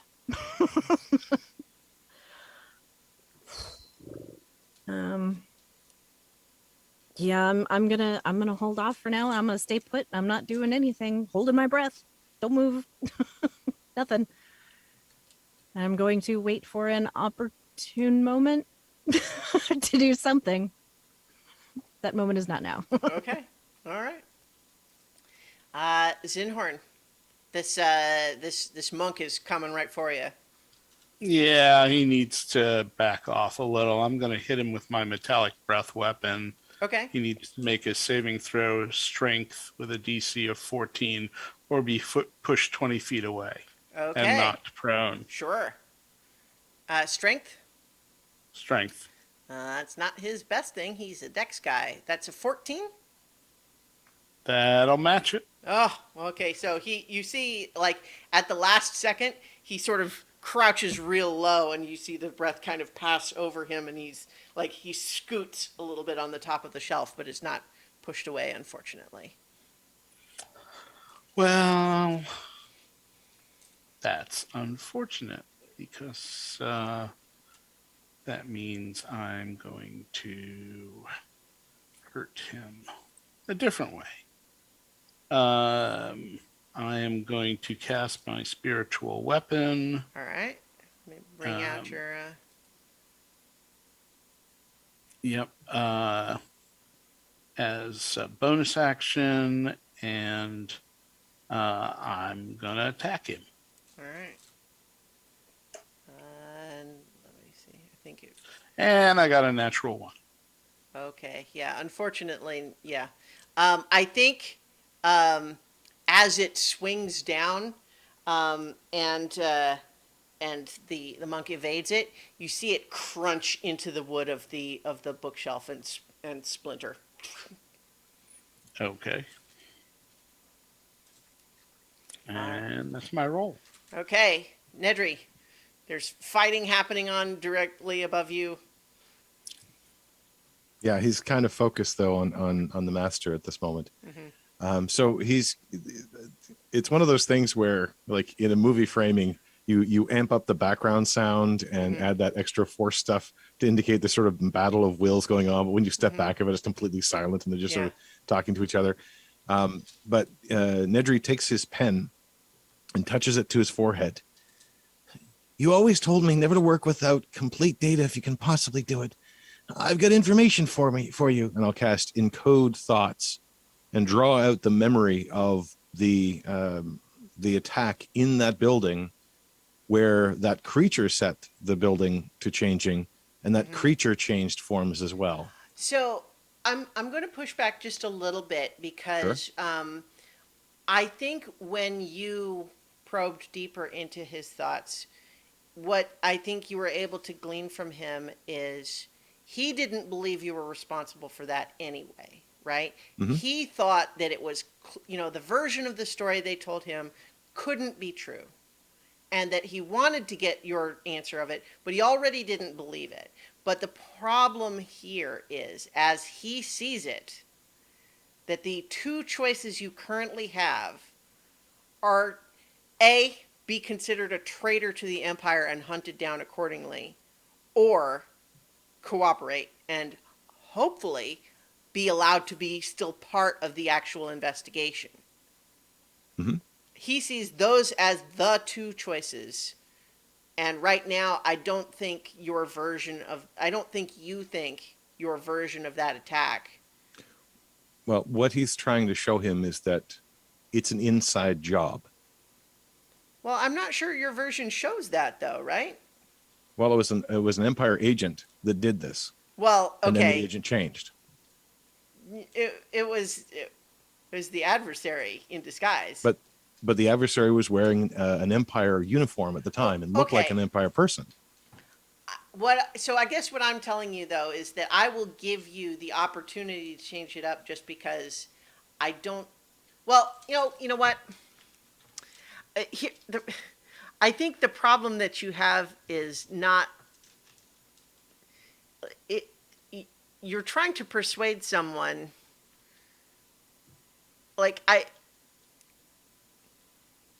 I'm not against the idea of persuading him that the Empire is a problem, but I'm not sure I feel like that's the thing that would do it, because you know that to have not actually been an Empire agent, right? You know that was the adversary using disguised self. Right. Did that. Which was the point he was trying to make earlier about the fact that there is a problem inside, and that may be manipulating what's going on right now. Okay. Well, that's why he can't come in, and that's why he can't trust them. All right, but I think, though, that he would say the way to clear these things up is to have a conversation in a cooperative way and not like because we're having this battle of wills. Let's imagine there's some kind of a mind palace situation going on, right? And we can imagine that you're in sort of fast forwarding having this conversation. Okay, so we can kind of role play it out that way. So I'll let you even go ahead and sort of start to present that. I won't even make you use your action to do it. I'll say that, with this connection that you formed, you can kind of show virtual slides of that. But he's saying, if the problem is we don't understand what's happening, the way to resolve that is not to become fugitives from the Empire's military. Because if we are, how do we ever convince them of anything? Or for that matter, if there is a problem with the Empire, how do we do anything about it if we're on the run? We can do nothing if we're captured, and if the adversary and his other minions are responsible. Well, I've seen these things take over dragons, very powerful beings. I've seen them take over peaceful people. This is not something that can be discussed with them. It's something that has to be rooted out, and I hope you can join me. I hope you can see that the defense is the best option. That's his persuasive plea, but Well, he's not that persuasive, but that's his attempt. what is it, Nedry, that you want me to do right now? Because we are in the situation we are in. The Empire's forces are here, intending to bring you in. What do you want me to do? Help me. Help us get away and turn. Do the research. Find the problems. Don't just give in. Resist. That's what the magic is for. So, I'm going to ask you to make a persuasion check. But here's the thing. I'm going to give you, Mark, the player, the opportunity to say, who is Argus Finster? Is this... So you're asking him to decline the Empire's promise of access and resources in exchange for becoming a wanted fugitive on the run away from all of his tower and his books and everything for unknown purposes because you are suspicious that there might be a problem with the Empire. So I'm not saying you can't make the roll, but I'm asking Mark to tell me if this is at disadvantage or not. I've always pictured Argus as being a bit paranoid. He stays away from things. He doesn't like to interact with people. Yeah. The fact he's got involved is big. I think that he knows the power of the Empire is much bigger than him. So Yeah, so to the extent that he's gotten involved, he was basically told, we are going to hunt him down and we are going to force you to tell us everything you know unless you do it willingly and help us. And so it's not like they gave him a choice, really. He is either a cooperative witness or he is an interrogated associate of the suspect. So that's why he is involved, is because they basically told him, we're going to find out what you know one way or the other. Yep. Yeah, he would resist. He would resist. It's the sort of thing where there's too much at stake for one apprentice. Even if he believes him, and he does believe him, he wants to know more. But he does genuinely believe that this might be the only chance. So it would be resisted, I could say. Okay. All right. So if you want to make your persuasion check at disadvantage here. Let's see if I can figure out how to. Used to be an easy way to roll disadvantage, and I don't remember what it was. We can right click on it, Oops, it moved. or just roll twice. It works too. Everything is moving on my sheet at the moment. Okay, there we go. Well, right click doesn't do it, so I'll just roll it twice. Okay. Lowest Okay. is a 5. Yeah.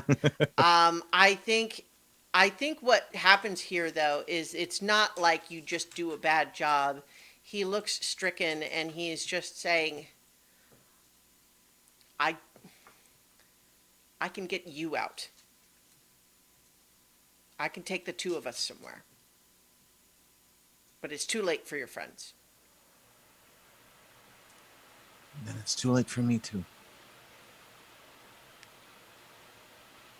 All right, so that is representing your turn, essentially. Yep. All of this happening in this space of seconds. Okay, so once again, the black gauntlet of Bane is the creature type. Can't even really get out. I think they're going to actually see if they can get out through the stairs, just trying to figure out what's happening. because you got it. So it's actually it's a great decision in some respects, Zaleen, because although you're kind of prisoner too, they can't like get away with you. So let's see, they're making strength. They're pretty strong. But no, not an 11's not going to do it. All right. How long does it last? Is it a minute? 10 minutes or something? I have to look. All right. Well, it's Uh, going for now for at least. And then once again, this other one here is guarding the stairs. And then the martial arts guys are trying to break out. 1 minute. Okay.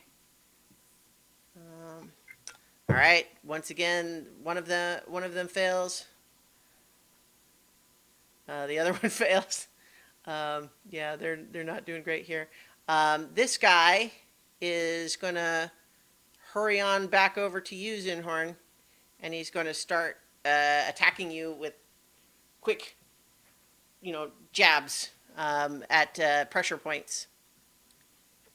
Okay. So that first one's a 24 to hit. That'll hit. Okay, and I need you to make a Constitution saving throw.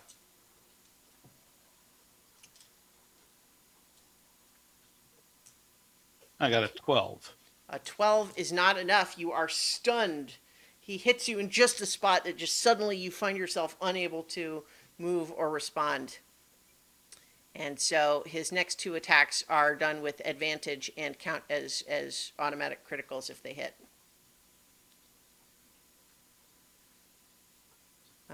Okay, that's a dirty 20 to hit, which, does that hit? I don't remember your AC anymore. It's 18. Okay, yeah, so it does hit. Let's see, that's 6 plus another D8. I don't think I rolled damage for the first one either, did I? No. Yeah. So it was- it was 14 damage for the second attack. The first one is 5 damage, so that's 19 total now. okay. And then the third attack here is yeah, that's another 24 to hit for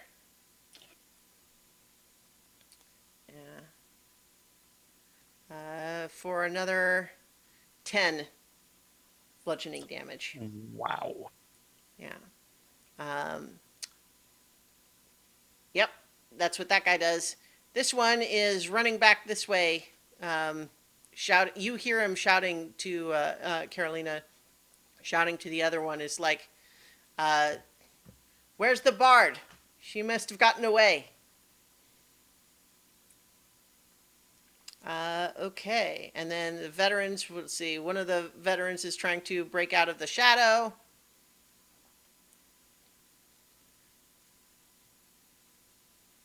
All right. Nope. The other one is going to be stuck in there. These other guys are like, this guy is going to hurry on over to to try to investigate what's going on over there for that one. And then this guy is arguing with the monk of like, whoops, that's not what I meant to do. Basically saying, there's no way she got out. She must be here. She's somewhere. And you're having this conversation right, 15 feet from you. Okay. That makes it Argus's turn again. And he's saying, Nedry,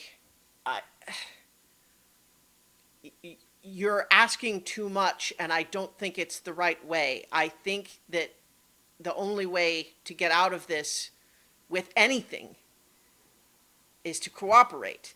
And if there's a problem, we can we can let them know what the corruption is. We can tell them what the problem is. I'm just trying to keep you safe. And again, he's not doing anything else. He's just trying to persuade you back, right? And is he being sincere? I still have the mind reading. Yeah, so like you can see that there are, like, to the extent that there are ulterior motives, a lot of it is in the sense that, you know, being promised resources and access sounds good, especially if it's the alternative to being considered someone who is supporting an enemy of the state, right? You know, like if those are the choices, he knows which ones he prefers. But he also does want to keep you safe, and he fears the same decision for you. He's worried that you are making a rash decision, that just because you disapprove of some parts of the government, you're willing to make yourself an enemy of the entire empire, which is only going to end in your death. That's what he's afraid of.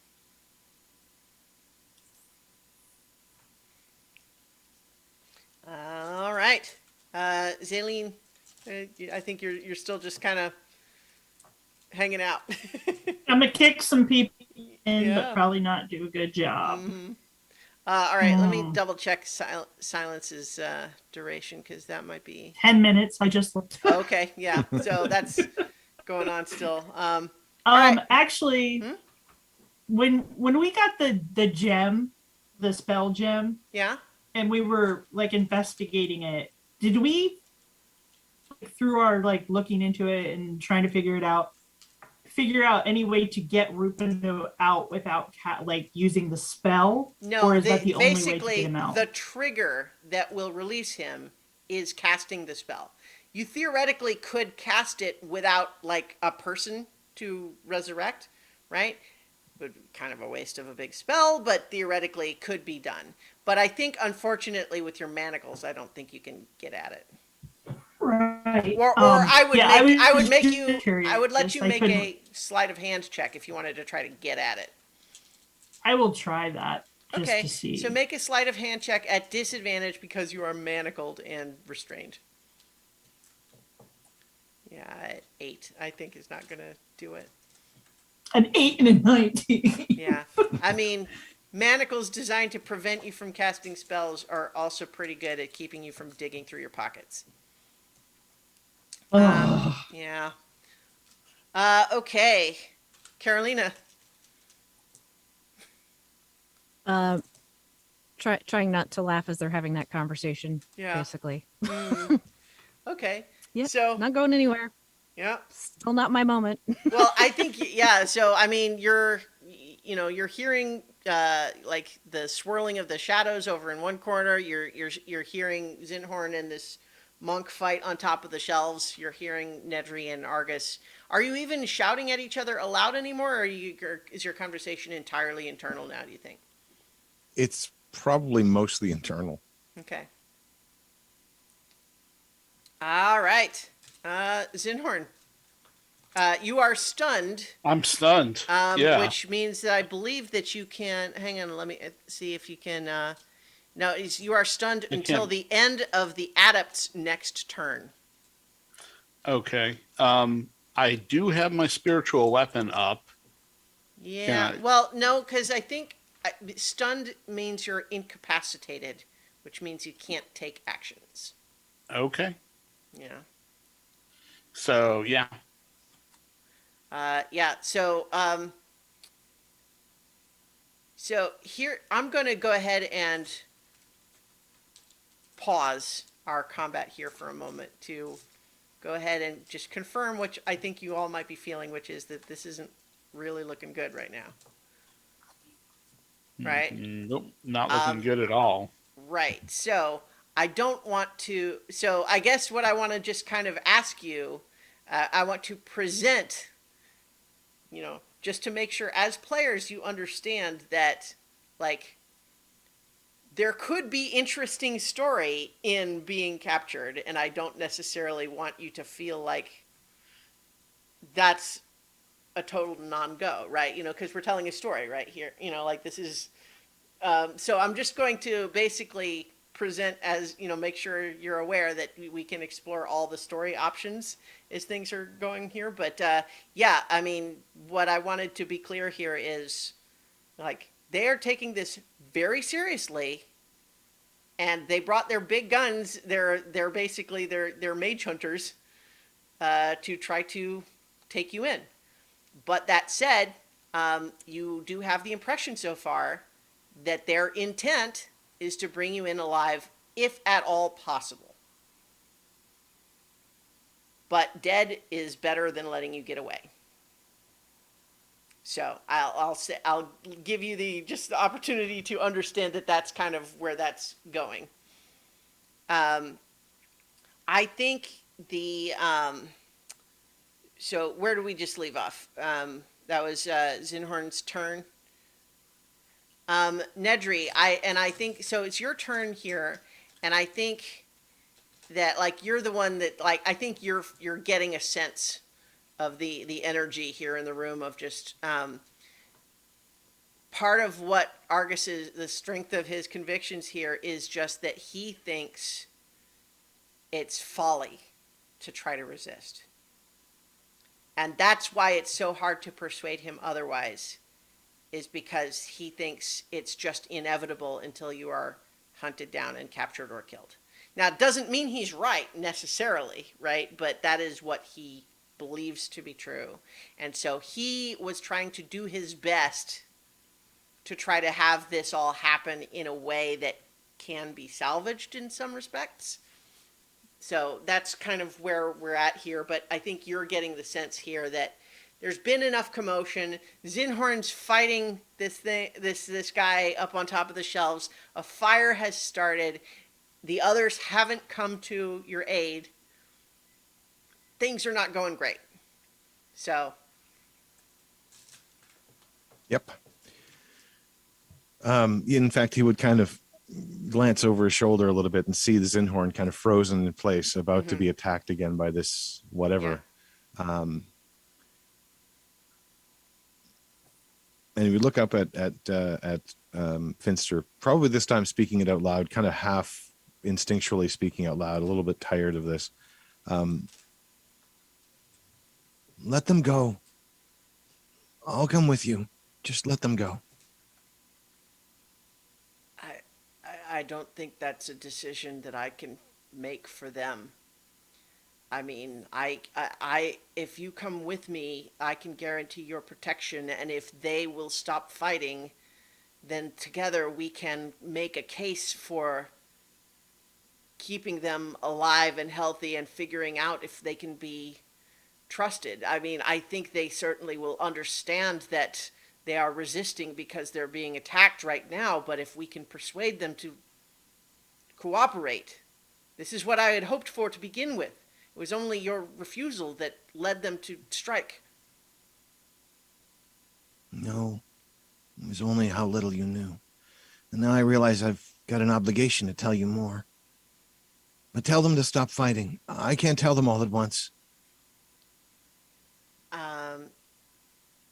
And I might be able to convince them. But we stay together.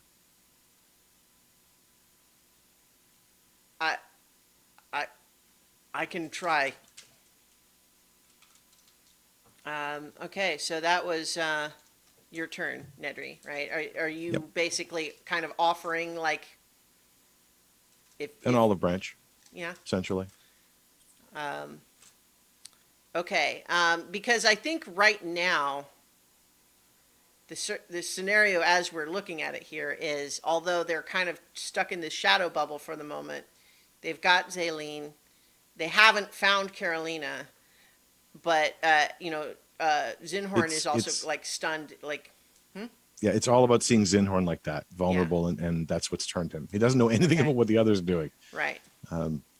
Okay, so we'll just for the moment then, what we'll say is that as you know the enemies here are continuing to kind of look around and continue to do what they've been doing, which is that they're the ones in the bubble are trying to get out. They're having a hard time with that.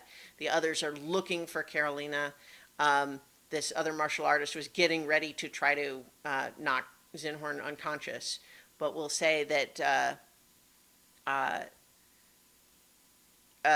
Argus will shout out is like, if everyone can stand down, we can talk about negotiated surrender.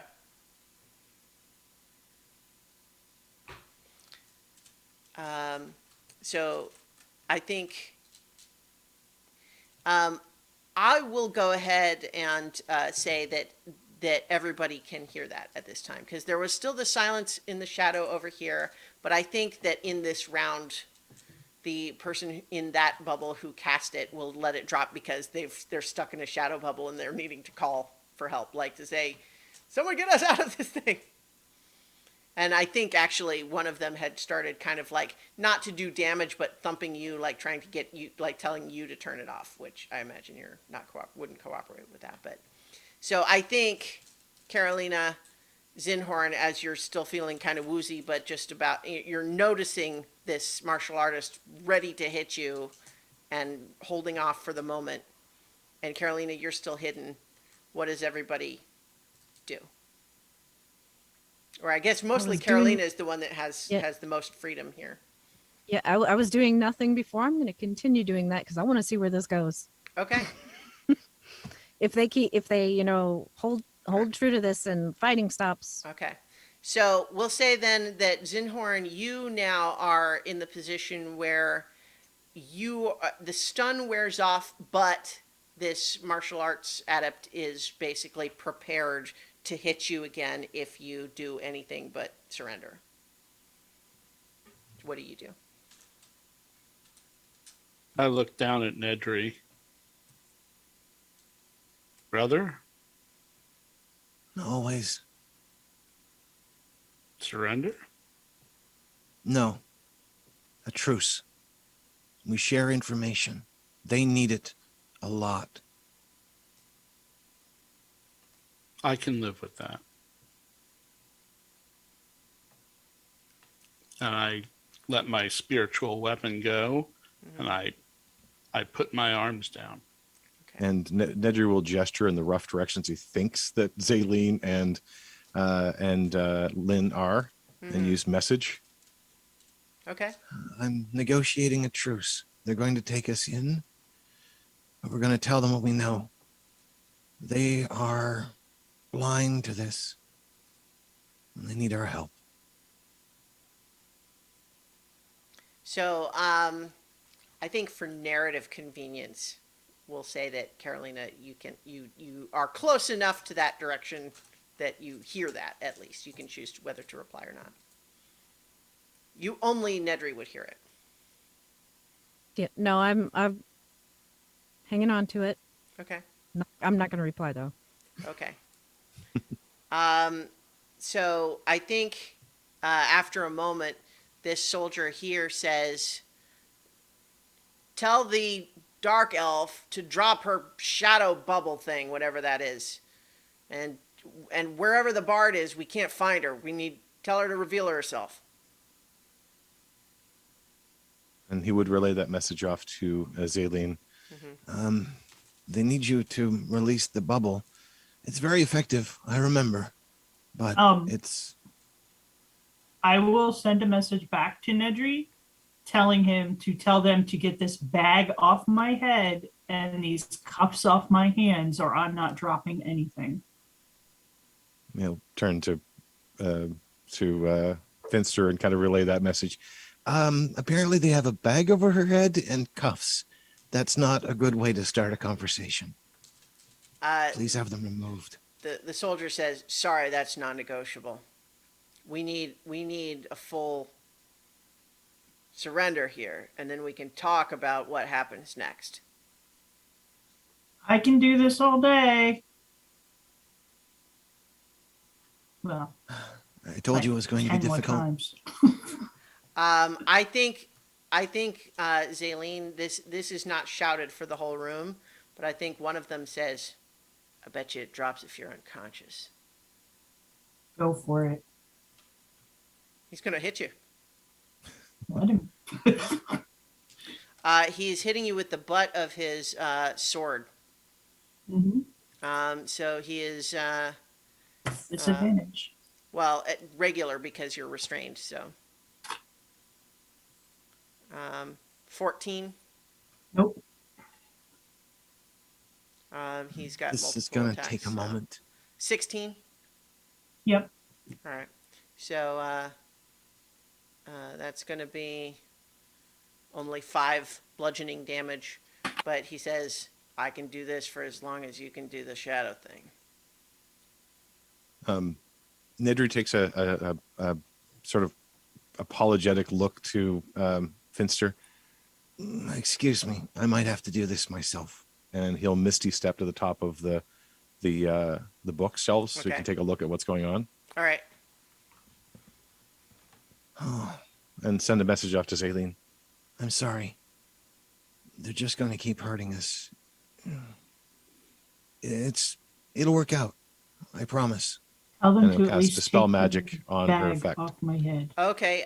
You dispel magic on the effect. I think Yeah. that is it's a higher level cast. I think we had previously established it as a DC 17. Is that right? Mhm. You're, Yeah. Okay.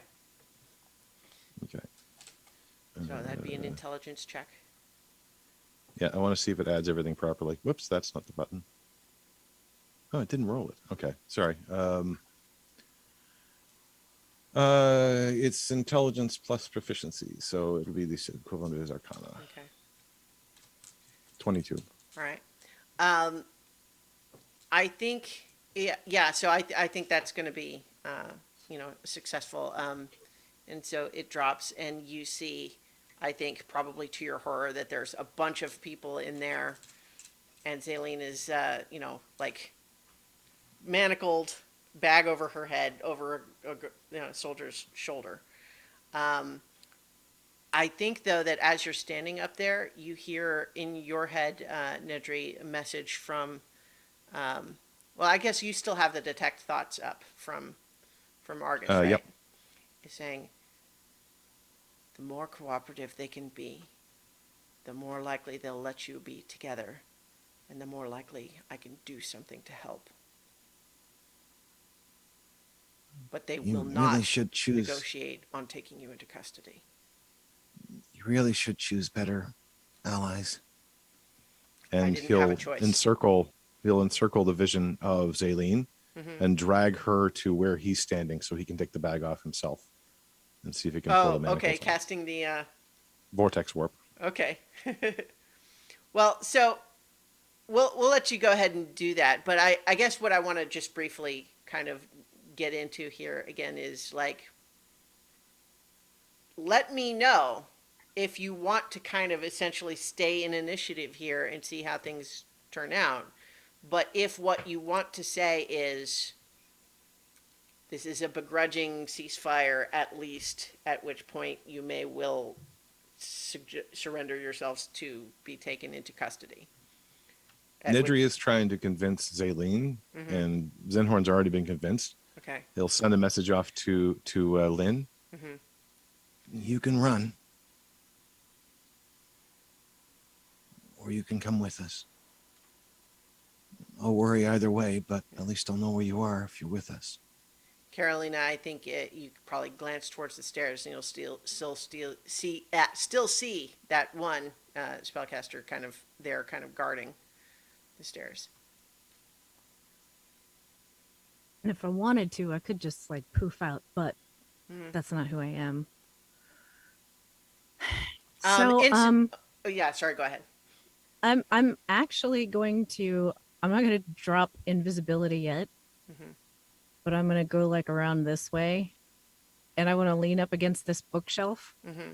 and like real casual, like, and then drop the invisibility. Just like Okay. wave at the mage guy. Hey, So like startled at first, but then kind of, have the weapon just kind of not attacking, but sort of just like, don't try anything funny.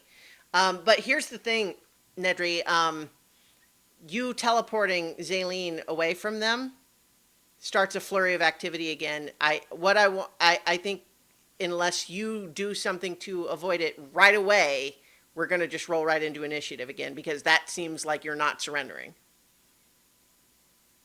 Yeah, he would raise his hands. I just wanted to make sure the bag got off her head. She doesn't like being closed up like that, I don't think. No one does. One of the soldiers makes a crack about, like, I would have thought she'd like the dark. But then the he gets elbowed by one of the other soldiers. But then this sort of like officer kind of steps forward and just says, "You and your friends have a lot of powerful spellcasters here. We need these restraints for our protection."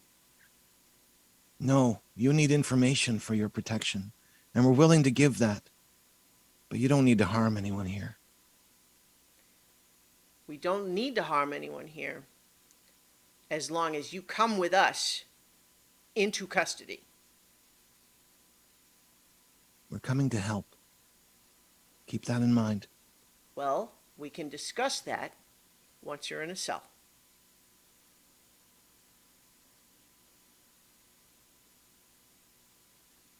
I'm gonna lean over to Nedry and whisper to him where the Rubido's diamond is in my pocket and ask him to take it out.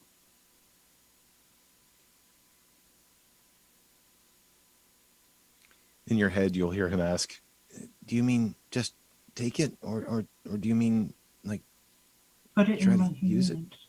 Yes, try to use it. I don't know if that'll go well.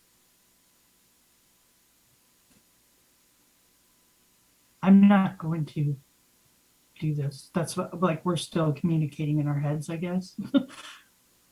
I'm not going to help them. They're not even giving us a choice. It isn't right. They're scared, and they don't So have are enough we. information. But we can help them. Not if we're dead. I think that they would hurt us very badly here. All of you, I at think least. they're going to hurt us very, very badly wherever we are. So They've where never given us a where are choice. you now, Nedry? Because you said you had Misty stepped up on top of the shelves. Are you and Zaleen Yep. up there, "Yep, or still up there." okay? And Zinhorn, are you're just kind of basically standing in that spot, just kind of like acting? Yeah, I'm standing there with my arms at my side, staring at this guy in front of me and Mhm. wondering if I'm going to have to really hurt him Yeah. and vice versa. I have a question about this. Oh, so for the record, when I dropped invisibility, I did look like Carolina again. Okay. But the mage guy that I'm standing by here, you said they had like emblems, religious symbols of some kind. Yeah. Do I recognize it? Make a I got religion- an idea of what it might be, but Okay.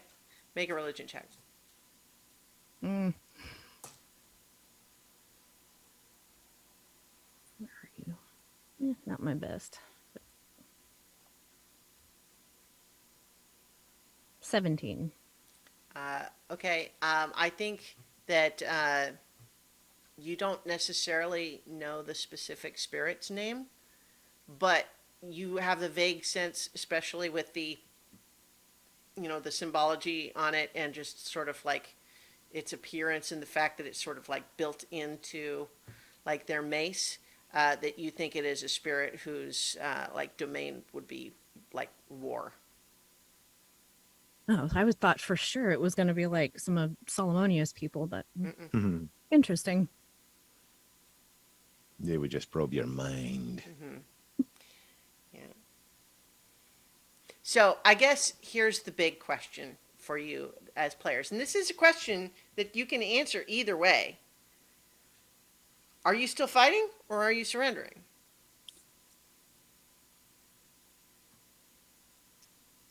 I will go along with whatever they're doing. Like, I tend to get my way a lot, like with Nedry stuff, and this is what Nedry wants to do. I don't always think his ideas are great, but I'm not seeing an upside to fighting this battle. And Yeah, I I will think- also assure you as the DM that like, You're not going to kill us. I get it. right, yeah, this is not you're going to all be hung at dawn and then the campaign's over. Like, that's not what's going to happen. So, but it's up to you. In Nedry's talking to the others, it would be clear that his perspective has shifted a little bit. It's not the same kind of fear. It's not that they are the enemy. He genuinely feels like they are just completely underinformed, and that we as the pocket protectors can actually help them, and they need our help because they are woefully unprepared for what's to come. Certainly, to the extent that Argus is aware of that feeling, he is definitely encouraging it. He's saying, is like, if, cooperating is the way we stay involved and get listened to. Resistance and protection. I understand.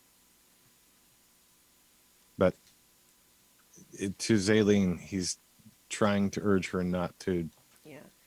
go rashly, but Yeah, I think the impression that you have of Argus, Nedry, is that probably the only thing that would make him intervene is if he thought you were going to be hurt. He wouldn't, your friends being hurt wouldn't be enough. But at the same time, the fact that, like, all of these people are like really on guard now, especially because, you took the hood off, you teleported her out of the silence bubble, and, like, she's not gagged. So it's, again, like they're feeling, she is not, incapacitated not neutralized as a threat, theoretically. Likewise, Carolina isn't, restrained at all. So, like, this is a ceasefire, but this is not, you're not going to walk down the stairs here holding hands. yeah, I mean, Nedry would try to tell Argus, We leave as guests. If they try anything, it could be very bad for all of us. But we are willing to come. Nedry, that's not my choice to make. You'll have to convince him. And he nods to one of those, those spellcasters. He says, that's Mervit Keller. He's the commander of this little squad. He's the one you'll have to convince. I can tell them that I believe you, that you'll cooperate, but only if I believe it. But I don't think they're going to let you. I think it's too late for you to walk in under your own power. I think you need to let them take you into custody. And then I think from there, once they are sure and confident that you are secured, we can discuss a change in arrangements. But I don't think you'll be able to persuade them otherwise. And you hear the voice from, like, this officer basically saying, yeah, tell him, Argus. I get paid either way. We're going to come to help you. I hope you understand that. I And think hope you that's appreciate great. that. If you come without fighting back anymore, even better. The thing is, when somebody sneaks up on you from behind, of course they're going to defend themselves. Of course, yes. you had- Which is why that if you stop fighting now, we'll stop fighting you. We haven't done anything to fight you since I've been free of you. I don't see Good. why you can't see that. What we're trying to do is make sure that this is not a trick, that you're not going to run away from us as soon as we don't have you cornered anymore. So are we. As all of this is like happening, I'm just gonna like casually reach into my pocket and send a quick message to Yobert. Okay. I mean, I think that sending I think we're stone, being you have captured. you have to talk in that. You can do that, but they're going to hear you. It's Oh, not. I see. I thought it was like it worked just like the sending spell, and it didn't. No. The sending stone you No? talk into. Oh, okay. Yeah. Sorry. Yeah. I think even the sending spell, I mean, we've kind of like played a little loose with it, but I think in theory you're still supposed to be saying out loud what you're sending. Okay. All right, then I will not do that. Okay. Although, yeah. Oh well, All right. they're gonna confiscate everything. So I guess what I want to say here, and I understand this is not the most fun thing necessarily, but I want to encourage you as the players to know that I'm not trying to make you mad or upset or anything. It's more just a matter of trying to play the reality of the fiction here, Oh, which yeah. is, you know, What was that lead mage's name, by the way? Mervit Keller. yeah. And so essentially, they lay out the terms here, which is all of you except Nedry. They will allow Nedry to walk out under his own power. Everyone else has to consent to being manacled. They will allow you to not have the bags over your heads if you'll wear a gag instead.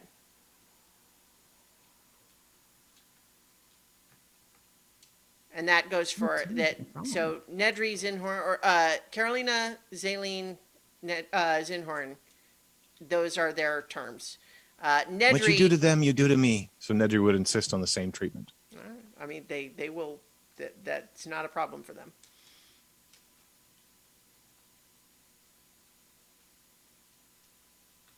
Whatever. Do what they're gonna do. I'm going with my family.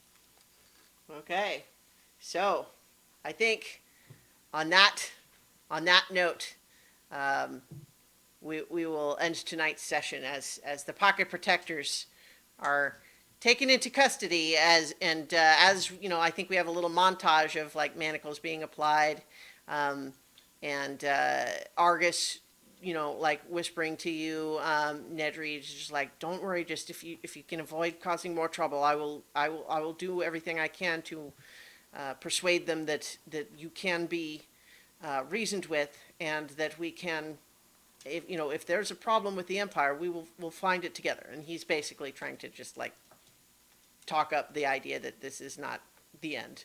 This is, you know, a beginning, as far as he's. Nedry would just reply Remember this moment and remember your promise. in his head without having to talk through the gag. Yeah, and so essentially, as we are going to, you know, cut to black with a to be continued, essentially, you are being like marched out of the library and, you know, led, you know, hustled into a carriage, at which point you are, you know, taken to the local teleportation circle for transport back to Pishon. And that's where we will leave for tonight's session. And I think as we close the fictional circumstance, I do want to just do a quick check-in with everybody. Like, how's everybody feeling? I know this is probably not the way you wanted it to go, but that's how it goes sometimes. Well, we got the medallions back, and that's really all that I was Yeah. super concerned with. No more side trips. Yeah. No more talking. And you got to the mysterious library. people. You Not actually really. got to Got to the spend some. You, Yeah, Yeah, Game libraries are over. now cursed. Never going to a library again. yeah. There Oh my there god, at is, least Buster was in the tower. Jeez. yeah. Yeah. Although like all Oh, of your boy, stuff is yeah. absolutely going to get confiscated. confiscated. Yeah. Yeah. Yeah. But at the same time, I think, you know, we'll you know, that just means we get to do jailbreak and or figuring out how to work from inside, you know, like that, you know, we'll see how you deal with that. How exactly They do just don't they work from gag a inside. dragonborn? I don't You know, know, they, he's got big Just tie his jaws. snout big- together. all they Very have to do carefully. is keep you from being able to clearly speak spellcasting words is the goal here. Okay. Like, and in fact, that's why, like, see, the reason the bag and the gags are non-negotiable is things like Misty Step are only verbal, right? But you also have to be able to see where you're going. So either bag over the head or the gag. Otherwise, you can Misty Step out from, you know. But in any case, though, there is plenty more story to come, as we will find out what happens when we return next week for more adventures on so many levels. So So many many levels. Probably have a Levels. prison. I In really hope jail. somebody puts out the fire. Well, in fact, actually, I'll just briefly retcon that our montage included a reveal that they had a couple more guards who were preventing the library employees from rushing up to respond to their alarm spells that's triggered when the fire started, and then tossing gold at them, and that being inadequate to calm their ire, but at the same time, the soldiers are basically making it clear it's like, okay, you take the gold or else we have a problem, and so I don't think you want to have a problem. We're leaving now. And then you can put out you do what you want. But I think that there is a little bit of a sense that they managed to be completely under the city's radar getting in here, and they're trying to move fast getting you out. But we'll deal with that more next week when we return for more adventure on so many levels. Yeah.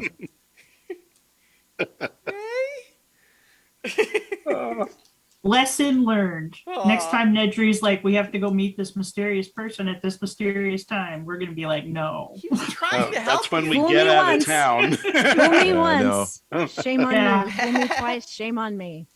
Yeah. Well, I mean, we could have kept fighting. I saw that there were potentials there, but Well, It's a I mean, tough area. Carolina wasn't Well, really so, fighting. Technically, the stream's still So it going, was but I'm kind going of to go hard. ahead and turn it off now. Good night, everybody.